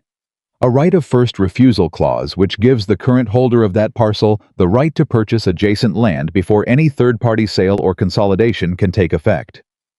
She looked at Clara steadily. "He claims that clause applies to your land, that it predates your marriage and therefore predates your consolidation, that he can use it to force a purchase of your property at his assessed valuation." Cade was very still. "He brought documentation," he said. "He brought a copy of a deed." Ruth opened her traveling bag and put a folded document on the table. "I brought my copy, the one I've kept for 6 years." Cade reached across and took both documents. He spread them side by side. Clara watched his face as he read. She had learned to read Cade's face the way you learn to read weather, not by looking for drama, which it rarely produced, but by watching the small things. The slight tension at the corner of his jaw. The stillness that went a degree past his usual stillness. "These aren't the same document," he said. The room waited. "The clause is on the 3rd page," he said. "In your copy." He looked at Ruth. "It's not there." "No," Ruth said. It is not. In his copy, it appears between paragraphs 4 and 5 on page 3. The typeface is slightly different. The margin spacing is different. He looked up. Someone added it after you signed. Ruth nodded once. That's what I thought, she said. That's why I came. Clara sat down slowly. He forged it, she said. Added to it, Cade said. The original document is legitimate. He had someone alter it after the fact. He looked at Ruth. How long ago did he come to you with this? Yesterday evening, Ruth said. He wanted me to confirm publicly that I had sold the parcel with that clause included. He wanted my word as the original seller. Her dark eyes were absolutely steady. I told him I needed to review my records first. He said he'd be in touch within the week. He needs your confirmation to make it stick, Clara said, understanding arriving fast. The altered deed alone isn't enough. He needs the original seller to validate it. Yes, Ruth said. And you came here instead. Ruth looked at her. I liked your father, she said simply. He was a man who did right by his neighbors without making a performance of it. When I was having trouble with the creek drainage in my last year on the property, he sent men over without being asked. He didn't invoice me. He didn't talk about it. She folded her hands in her lap. I'm not going to let his daughter lose her land because a man with money thinks the law is something you can reshape when you're not looking. Clara felt the pressure behind her eyes and breathed through it. Mrs. Aldridge, Cade said, will you sign an affidavit stating that the clause was not in the document at the time of your signing? I will, Ruth said. I'll do more than that. I'll go to the county attorney's office myself and present both documents and ask for a formal forgery investigation. The weight of that settled over the room, because this was different from what had come before. Challenging the land claim, demonstrating survey irregularities, fighting the consolidation complaint. Those were civil matters, legal disputes, the kind of thing that powerful men like Crane moved through with money and time and influence. Document forgery was criminal. Document forgery was something else entirely. He didn't know you kept your copy, Clara said. Most people don't keep their copies, Ruth said. He assumed I wouldn't. He assumed wrong, Cade said. Ruth allowed herself a small, precise expression that on another face might have been a smile. He assumed I was an old woman who signed papers and forgot about them, she said. He's made that mistake about a number of people. She stood. She picked up her bag. She looked at both of them. I'll go to the county attorney tomorrow morning. I'd suggest you both be there. We'll be there, Clara said. Ruth nodded. She put on her hat and looked at Cade. You built something good up here, she said. Don't let him take it. Then she walked out, and Tommy Reeves followed her, and Clara and Cade sat at the table with the two versions of the deed between them. Clara stared at the documents for a long time. Then she said, he was never going to stop. No, Cade said. Even after the hearing, even after the spring claim. He went back to his files and found another angle within 24 hours. That's who he is, Cade said. He doesn't experience what happened at the hearing as a defeat. He experiences it as a complication. He looked at the altered deed. This is what he does. He moves through the gaps. He finds the thing you didn't account for. But he didn't account for Ruth. He never accounts for the people he decides don't matter. Cade's voice was flat. That's always been his weakness. He counts money and land and legal mechanisms. He doesn't count people. Clara looked at him. You've been thinking about this for 3 years. I've been thinking about how to stop him for 3 years, he said. I didn't have the full picture. The survey irregularities weren't enough on their own. The water rights fight was one incident. He paused. The forgery, if Ruth's affidavit holds, and it will, that's the thing that brings everything else into focus. You can't separate a forged deed from the man who ordered it. If he forged this one, the county attorney is going to look at every other document he's ever filed. The implication of that opened out in front of her like a landscape. The land disputes across the valley. The deed challenges the easement claims. The water agreements that had been quietly restructured over years. All of it potentially tainted. All of it subject to review. The Garza parcel, she said. The one they lost in '87. And whatever the Murphys signed in '88, he said. and the Henderson verbal agreement that somehow became a written one. He looked at her. This doesn't just protect our land, Clara. If Ruth's affidavit triggers a formal investigation, it potentially undoes years of what Crane's been building in this valley. She sat with that. He must know that, she said. He must know that going after Ruth's confirmation is a risk. That if she didn't cooperate, he'd be exposed. He thought he was safe, Cade said. He had Fletcher, he had Hargrove, he had money and time, and the assumption that people do what they're expected to do. His voice carried something in it she didn't hear often. Something beneath the control, something that had weight behind it. He forgot that decent people, when they finally see the full picture, stop cooperating with indecent ones. Clara looked at him. What happened to you? She said carefully. Before you came up this mountain. It wasn't just Nora, was it? He was quiet. You don't have to. Crane took a parcel from my father, he said. Not this land, my family's original homestead 30 miles east. My father was sick in the winter of '83, and he signed something he shouldn't have signed because a man told him it was a loan extension and it was a deed transfer. He set his hands flat on the table. My father died that spring. I spent 2 years trying to get it back through legal channels. Fletcher was the lawyer on Crane's side. A pause. I eventually let it go. Not because I accepted it, because the fight was costing me things I couldn't afford to lose, and I had to choose what to protect. Clara didn't say anything for a moment. So you came up here, she said. I came up here, he said. And I started collecting documentation. And I waited. He looked at her. I didn't know what I was waiting for. She held his gaze. Your father came with grain in the winter, he said quietly. And 2 years later, his daughter came up the mountain with a letter and a legal argument. He paused. I reckon some things take the time they take. The lamp burned on the table between them. Clara looked down at the 2 versions of the deed, the honest one Ruth had kept in a trunk for 6 years, and the altered one Crane had produced, and the handwriting difference on page 3 that was visible if you knew where to look. He's going to know she came to us, she said. As soon as she walks into the county attorney's office, he'll know. Yes. Is he going to try to stop her? Cade's jaw tightened. He might. He's got men who do his errands. Clara stood. Then she shouldn't go alone. He looked up at her. I'll go with her tomorrow, she said. And I want Tommy to bring his father and James Reeves to bring whoever he's talked to, and I want enough people walking into that county attorney's office that anyone watching understands. This isn't one old woman making an accusation. It's half the valley presenting evidence. Cade looked at her for a long moment. Then he stood. I'll ride down to the Reeves place tonight, he said.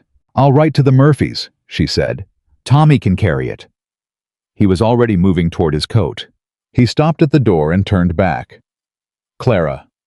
She looked up. When I said I was different with you here, he said, I meant it. She held his gaze. I know, she said. He held her gaze for one more moment. Then he went. She sat down and picked up a pen and started writing. The county attorney's office was on the east side of the building where the board hearing had been held, and when Clara arrived the next morning with Ruth Aldridge and Tommy Reeves and James Reeves and Patrick Murphy and Elena Garza, there was already a crowd. Not the same kind of crowd as the hearing. Smaller, more specific. The people who were there because they had chosen to be, which was a different thing from being curious. Cade was already at the door. He had ridden back from the Reeves place close to midnight, and she had heard him come in and go to bed without speaking, because there was nothing that needed to be said at midnight. She had written the letters he had written to deliver the word, both of them doing the work that needed doing without requiring any ceremony around it. He looked at the group assembled behind her, and something in his expression shifted with a quality she'd come to recognize as relief. Not the dramatic kind, but the kind that comes when you have been carrying an expectation of disappointment for a long time, and the world declines to deliver it. Ruth, he said. Merritt, she said. Let's go in. The county attorney was a man named George Bassett, who Clara had never met, and who had the look of a person who takes his position seriously enough to sometimes make himself uncomfortable doing it. He listened to Ruth speak for 4 minutes. He looked at the two documents side by side for 6 minutes. He called in his assistant, and they conferred in low voices for another 3. Then he looked up. "Mrs. Aldridge," he said, "I'm going to need your sworn statement, today if you're willing." "I'm willing," Ruth said. "I'm also going to need—" He looked at the group behind Clara. "I'm going to need to understand the scope of what you're telling me." "We'll tell you everything," Clara said. "All of us. In whatever order is most useful to you." Bassett looked at her. He looked at Cade. He looked at the documents on his desk. "Mr. Merritt," he said, "you mentioned you've been collecting documentation on Mr. Crane's property dealings for some time." 3 years, Cade said. "It's organized." Bassett nodded slowly. "I want to see all of it." And that was the moment Clara felt it, the particular quality of something that has been held back for a long time beginning to move. Not a dramatic shift, not a sudden crash, but the way a river begins to move when a long-standing obstruction finally gives way, first just a seep, then a trickle, and then the full weight of everything that had been waiting behind it. They were in Bassett's office for 4 hours. Crane arrived at the building partway through. She knew this because there was a brief commotion in the outer room that was quickly resolved, and then he left, and she thought about him leaving. Walking out of that building, knowing that what was happening in the room he couldn't enter was not something he could stop anymore. He'd spent years making himself the man everyone in this valley had to account for. And the thing he had never accounted for was the possibility that they would all stop doing it at the same time. When they finally came out into the afternoon, the summer light was going long and gold across the street, and the group of them stood together on the boardwalk. Clara and Cade and Ruth and the Reeves family, and the Murphys, and Elena Garza. And nobody said anything for a moment, because there wasn't anything that needed to be said that the moment wasn't already saying. James Reeves was the one who finally spoke. 30 years, he said. "I've been in this valley 30 years. I never saw anything like what just happened in that room." "Neither did I," Patrick Murphy said. Ruth Aldridge looked at Clara. "Your father would have stood right there and said nothing, and looked like that was the way things were supposed to be," she said. "He was that kind of man." Clara looked at the street, at the town that had watched her walk to that church, and whispered, "Poor thing, and what was she thinking? And I heard she had no choice." "I had a choice," she said, not loudly. To Ruth, to herself, to whatever version of her father was paying attention. "I just made the one people didn't expect." Ruth looked at her with those dark, direct eyes, and said nothing, which was the highest compliment Clara had received in a very long time. Beside her, Cade said quietly, "You ready to go home?" She turned and looked at him.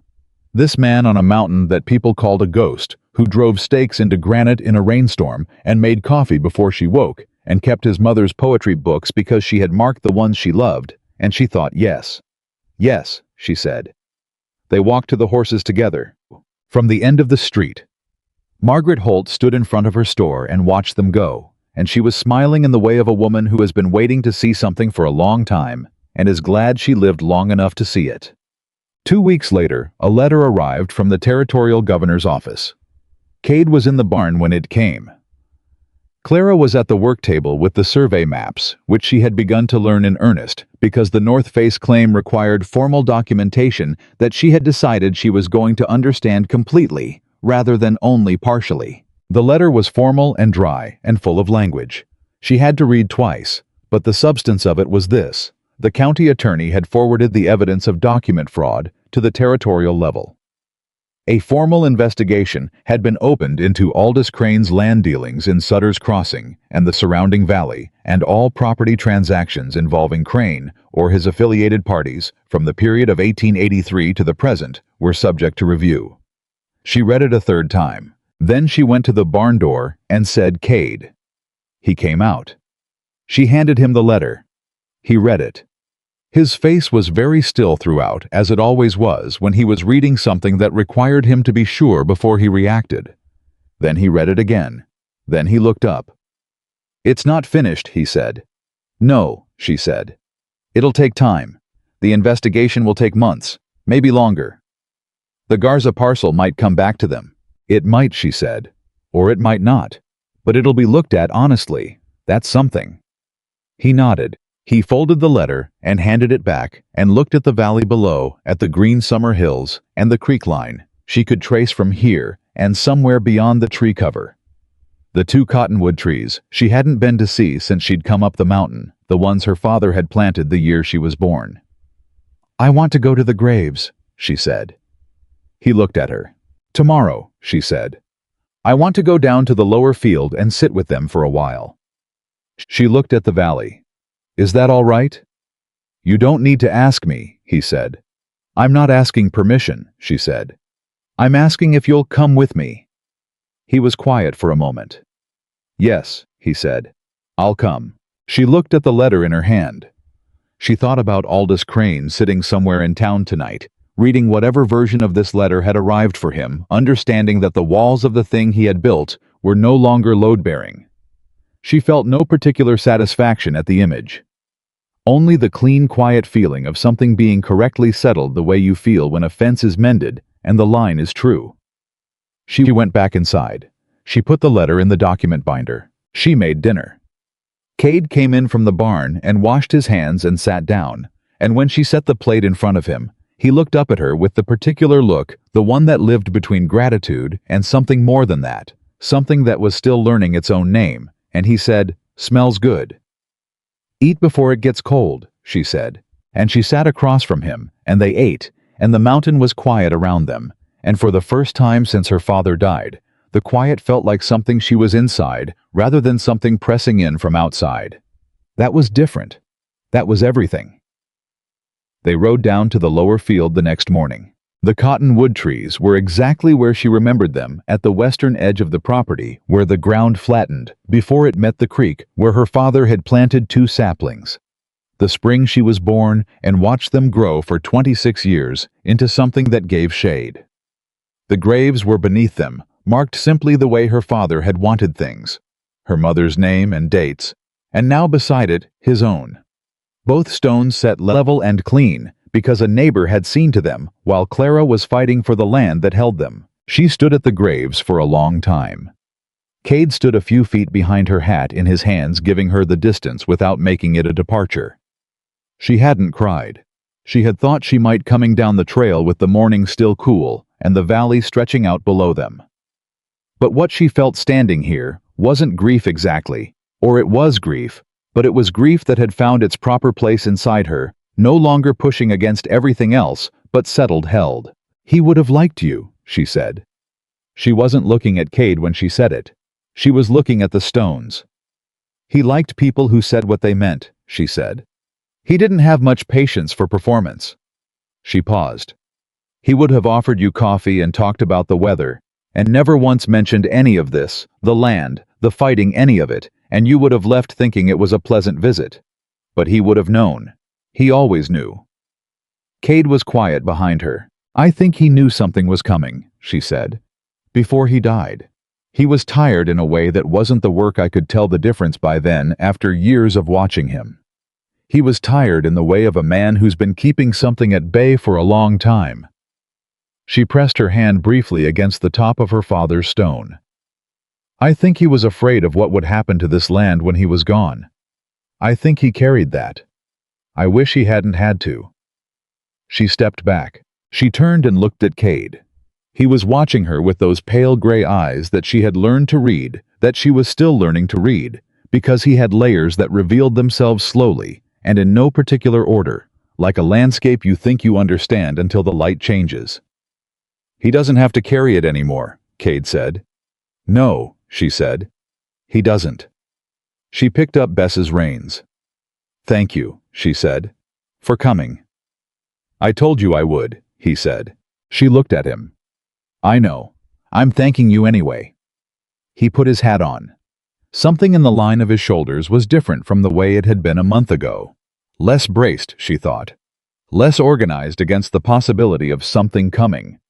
Like a man who has been holding a door shut for a long time and has recently decided that what's on the other side is not what he was afraid of.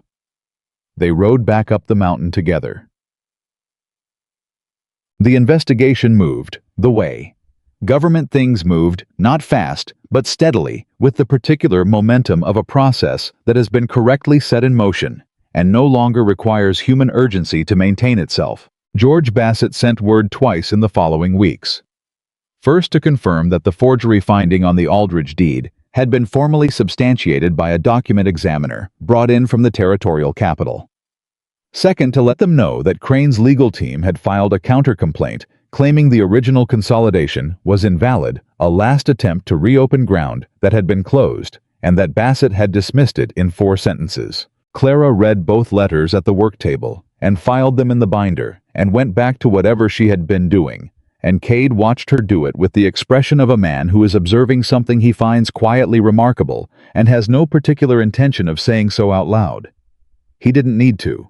She had noticed in the weeks since the hearing that they had developed a language between them that wasn't words. Not the absence of words, they talked more than she'd expected from a man. People described as stone, but a parallel language of gesture and proximity, and the particular quality of paying attention to each other without making a performance of it. She knew when he was worried before he said anything, because his coffee went cold twice. He knew when she was frustrated before she said anything, because she got very methodical and quiet, and he would find something useful to do in the same room without asking whether she wanted company. She had stopped analyzing it. It was what it was, and what it was good. The morning Aldous Crane left Sutter's Crossing, nobody told them directly. Tommy Reeves rode up 3 days after the fact, with the particular expression of a young man delivering news he's been looking forward to delivering. He said Crane had packed 2 wagons and left on a Tuesday quietly, before most of the town was awake, his house locked, his office closed. Fletcher gone the week before. He said people had come out of their shops and homes and stood on the boardwalk and watched the wagons go without saying much, because there wasn't much to say that the watching didn't already say. He said James Reeves had stood on the steps of the feed store and watched until the wagons were out of sight, and then gone back inside and started his morning the same as any other morning, which Tommy seemed to feel was the right response. "What about the lumber mill?" Cade asked. "Bassett's got a notice on it," Tommy said. "It's part of the investigation. Nobody can touch it until the review is done." "And the families, the ones with the disputed claims. Bassett said it could take a year, maybe more." Tommy turned his hat over in his hands. "The Garza brothers are hopeful. My pa says to not count anything until the paper comes through, but he's hopeful too." Clara looked at Tommy, this boy who'd ridden up a mountain with bad news, and then kept riding up with whatever news there was because he'd decided somewhere along the way that this was where things were being dealt with honestly. "How are you doing, Tommy?" she said. He looked slightly startled. People apparently didn't ask him that very often. "Fine, ma'am, good." A pause. "My pa's sleeping better." "Good," she said. "That matters." He nodded. He put his hat on. He looked at them both with the frank admiration of a young man who hasn't yet learned to keep that kind of thing off his face, which she found entirely endearing. "You two did something," he said. "What you did, most people would have most people couldn't have." He stopped. Tried again. "It was something," he said. "That's all." He rode back down the trail. Clara and Cade stood on the porch and watched him go. "He's going to be all right," she said. "Yes," Cade said. "He is." She looked at Cade. He was watching the trail with the expression he sometimes wore when he was thinking about something that was more than the immediate moment. "What?" she said. He was quiet for a beat. Then, "I've been on this mountain for 3 years watching this valley get smaller under Crane's hand. Watching people lose things. Watching them go quiet, because going quiet was the only option that didn't cost them everything immediately." He paused. "I told myself I was protecting what was mine. Collecting evidence. Waiting for the right moment." "You were," she said. "I was also hiding," he said. "That's the part I've been sitting with." He turned and looked at her directly, that pale gray gaze that didn't flinch and didn't perform. "I had enough to cause trouble for Crane 2 years ago. Not enough to win maybe, but enough to make it harder for him. I didn't because I told myself the time wasn't right." A pause. The time wasn't right because I didn't want to do it alone. And I didn't know how to say that, so I called it strategy." Clara looked at him. "You're saying it now," she said. "I'm saying it now," he agreed. She held his gaze. "I was hiding too," she said. "On the other end of it, I spent 6 weeks after my father died being practical, being organized, being the person who keeps it together." She looked at the valley. "I didn't let myself fall apart because I was afraid if I started I wouldn't stop. And the whole time I was being so practical, I was terrified." "I know," he said. She looked at him. "You knew. You came up that mountain," he said, "with a legal argument prepared and a backup plan and the name of a relevant statute and the specific language of a consolidation mechanism that most lawyers in this territory wouldn't know off the top of their heads." He paused. "That's not the work of a woman who's calm. That's the work of a woman who's scared and channeling every bit of it into something she can control." A beat. "I recognized it because I do the same thing." Clara looked at him for a long moment. "We're a pair," she said. Something moved in his expression, brief and warm, like a window opened and closed. "Reckon we are," he said. The twist that changed everything came not from Crane and not from Bassett and not from any of the legal machinery they had set in motion. It came from a letter, addressed to Clara, postmarked from a town 300 miles east. She found it on a Wednesday morning slipped under the front door, which meant someone had brought it up the mountain rather than it coming through the Sutter's Crossing post, which meant someone had made a deliberate choice to deliver it personally and anonymously. The handwriting on the envelope was neat and unfamiliar. Inside was a single page. She read it twice before she understood what she was holding. Then she sat down at the table and read it a third time. The letter was from a woman named Elaine Finch, Harold Finch's wife, Crane's sister. It was 2 paragraphs long, and it was the most precisely devastating thing Clara had read since the first letter from Crane himself, except that it worked in the opposite direction. Elaine Finch wrote that she had been aware of her brother's methods for years, that she had not spoken because speaking had costs, and she had a family, and she had told herself the way people tell themselves things that let them sleep, that it was not her business. She wrote that she had seen the letter from Bassett's office that had arrived at her husband's address, Harold Finch being a named party in the investigation, and that she had spent 2 weeks deciding what to do about it. She had decided to tell Clara that there were 2 more documents, not forged after the fact, like the Aldridge deed. Original documents signed by Crane himself from 1884 and 1886 respectively, in which he explicitly authorized the fraudulent restructuring of 2 family agreements by creating backdated amendments. She had kept copies of these documents for 8 years. She was prepared to submit them to the territorial investigation. She was writing to Clara because she had read Clara's name in the investigation notice and had thought this woman fought. This woman did not go quiet, and she did not want to go quiet anymore either. At the bottom of the page, in smaller handwriting as though it had been added after the main letter was finished, she had written, "My father lost land to my brother too. Different state, different year. Same method. I should have said something sooner. I am sorry I did not." Clara sat at the table with the letter in her hands. She heard Cade come in from outside. She didn't say anything. She just held the letter out. He took it, read it.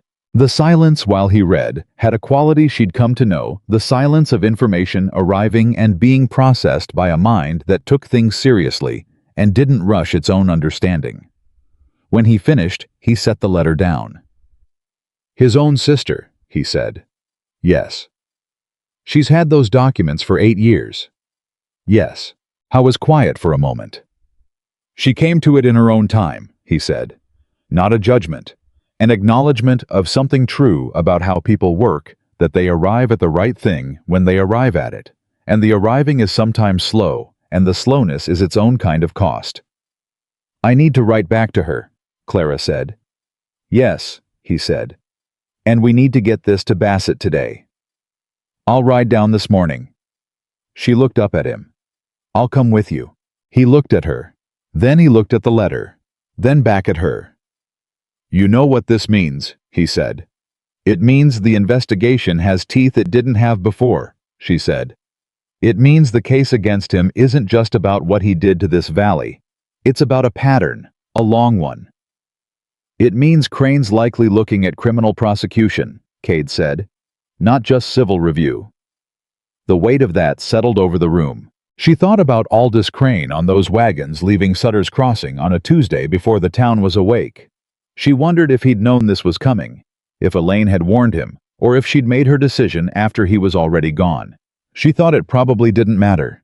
A man who builds the way Crane built on other people's fear and silence, and the assumption that nobody would ever look too hard, carries that structure inside him wherever he goes. There was no wagon he could drive far enough. "Let's go," she said. Bassett read. Elaine Finch's letter, with the careful focus of a man who is realizing that a case he thought he understood has just become something larger. When he finished, he set it down and looked at Clara and Cade across his desk with an expression that was not quite awe, but was in that neighborhood. "She's willing to testify," he said. "She says she is," Clara said. "I'll confirm it in writing today." Bassett looked at the letter again. "If these documents are what she says, they are original, signed, explicit. This isn't a property dispute anymore." "No," Cade said. "This is fraud and criminal conspiracy across multiple territories." Bassett set his pen down. "I'm going to need to contact the Territorial Attorney General's office." "I know," Clara said. "This is going to take considerably longer than the original investigation." "I know that too." Bassett looked at her. "Are you prepared for that? For the possibility that this goes on for another year, maybe two, before any final resolution?" Clara looked at him steadily. "Mr. Bassett," she said, "I rode up a mountain in the middle of summer to marry a man I'd met once in a dress that didn't fit, because it was the only way to hold on to the land my father left me. I repaired fence in July heat. I rode through a mountain storm to drive stakes into granite, and I sat in your office for 4 hours while 11 families told you what one man had done to this valley for 30 years. She paused. 2 more years is fine." Bassett looked at her for a moment. Then he looked at Cade. "You've got a remarkable wife," he said. Cade said without hesitation and without performance, "I know." Clara looked at him. He was looking at Bassett, and his face was entirely steady and entirely genuine, and she thought, there it is. That's the whole thing. That's what was underneath all of it. She looked back at Bassett. "What do you need from us today?" They had dinner that evening at Margaret's. Not a planned thing, but Margaret had seen them come out of Bassett's office and had simply opened the door of her back room and said, "Come eat," in the tone of someone who is not extending an invitation so much as issuing a calm directive, and they had come. Margaret fed them roast chicken and bread and coffee, so strong it almost stood on its own, and she listened to everything they told her without interrupting and without expressing surprise at any of it, because Margaret Holt had reached an age where very little surprised her, and she had made a kind of peace with that. When they finished, she looked at them both for a moment. "I want to tell you something," she said. "And I'm only going to say it once, so listen." They listened. "When I told Clara to go up that mountain," she said, "I was making a practical suggestion. I had information about Crane, and I had information about Merritt, and I put the two together, and I thought this could work legally. That was all I was thinking." She wrapped her hands around her cup. "I was not thinking about what the two of you would be to each other. That wasn't part of my calculation.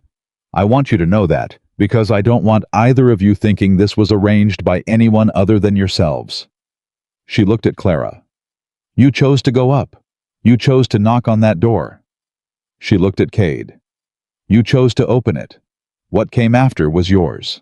Neither of them said anything for a moment. Then Cade said, "Thank you, Margaret." It was the first time Clara had heard him use her first name without the Mrs., and Margaret noticed it too. Something shifted briefly in her expression, warm and precise. "Go home," Margaret said. "Both of you." They rode back up the mountain in the late summer evening, the air going cool as it always did above a certain elevation, the sky overhead moving from gold to the deep blue that comes just before dark, and Clara rode beside Cade on a trail she now knew well enough that she could read it in the low light without thinking about it. About halfway up, Cade said, The investigation is going to bring people to this mountain." "I know," she said. "Bassett. Possibly people from the territorial office. Reporters if it goes the way it might." "I know," she said again.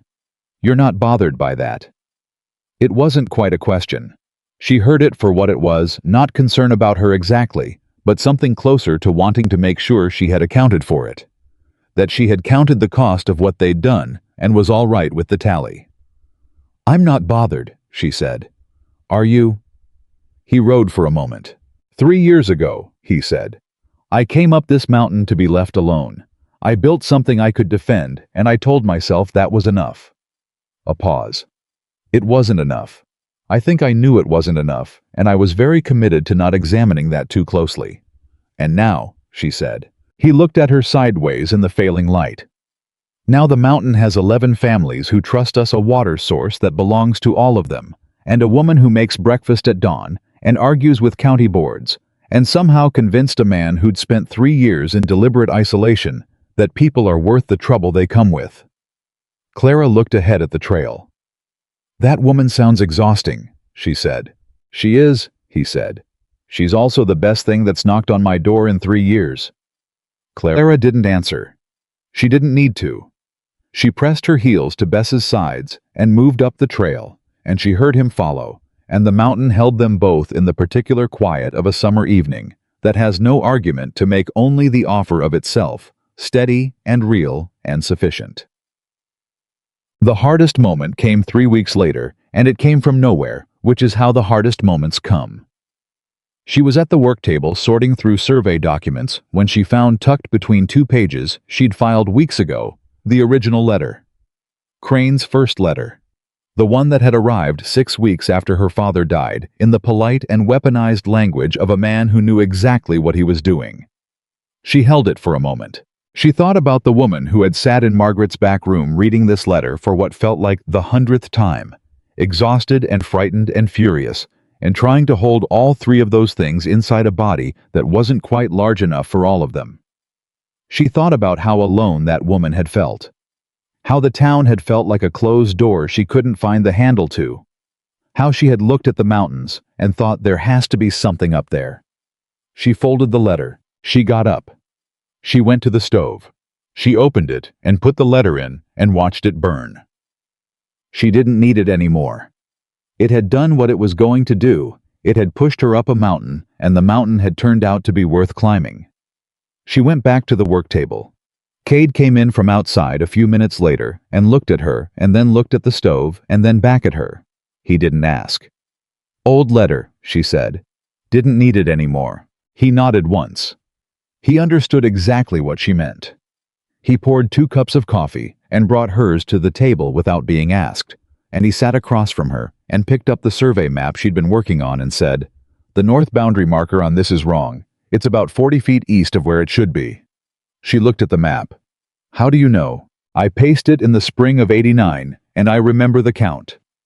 He pulled the map toward him and penciled in a correction with the easy authority of a man who trusts his own memory on the things that matter to him. She watched him. "Cade," she said. He looked up. "I'm glad I knocked on your door," she said. He held her gaze. "I'm glad you didn't leave when I didn't answer fast enough," he said.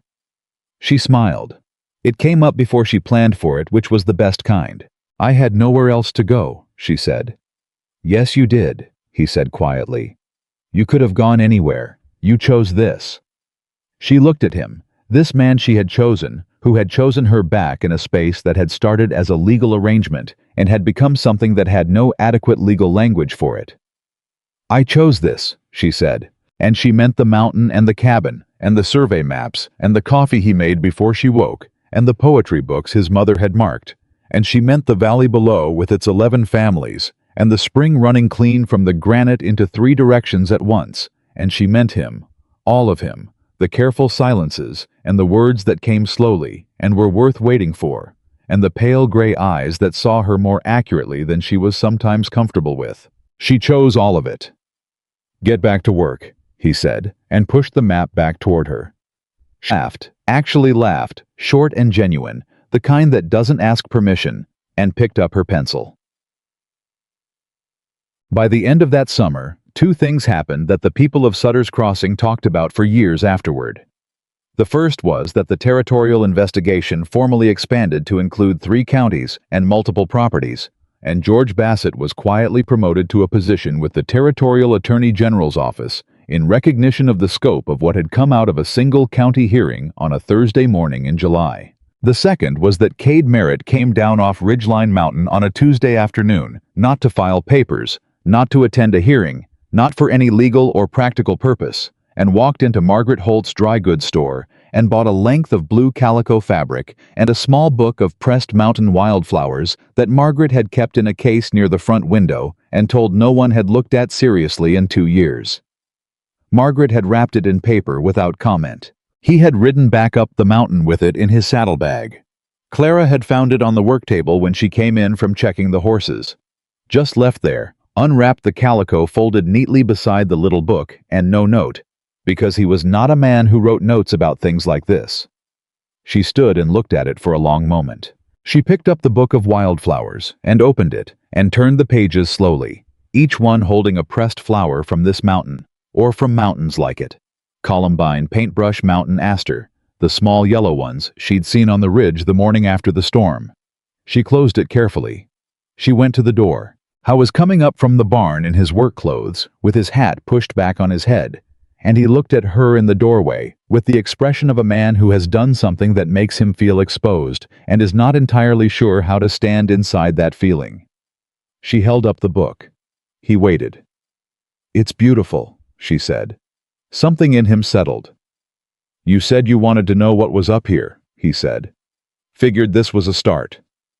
"Come inside," she said. "I'll make coffee." He came inside. She made coffee. They sat at the table in the mountain cabin on a late summer evening, and the territory below them was still working its way through the long accounting of 30 years of one man's particular cruelty, and there was still work to do, and distance still to cover, and mornings still ahead of them that would ask hard things. But in the cabin on Ridgeline Mountain, in the place where a woman had knocked on a door with a letter in her hand and refused to fold the lamp, burned steady, and the coffee was hot, and the two people sitting across from each other had found in the improbable space between a legal arrangement and a summer storm and a signed document on a granite ridge something that was entirely and completely their own. She had cried on her wedding night. She had not cried because she was afraid of him. She had not cried because the arrangement was wrong. She had cried because she was alone, and she had not known in that moment that alone was not a permanent condition. That sometimes a door opened in the dark, and what was behind it was not what anyone expected, and what was behind it was worth every hard mile it had taken to arrive there. She knew it now. She set her cup down and looked at him across the table and thought, this is what chosen feels like. Not fallen into, not settled for, not arrived at by default. Chosen. Every morning of it. And that was everything.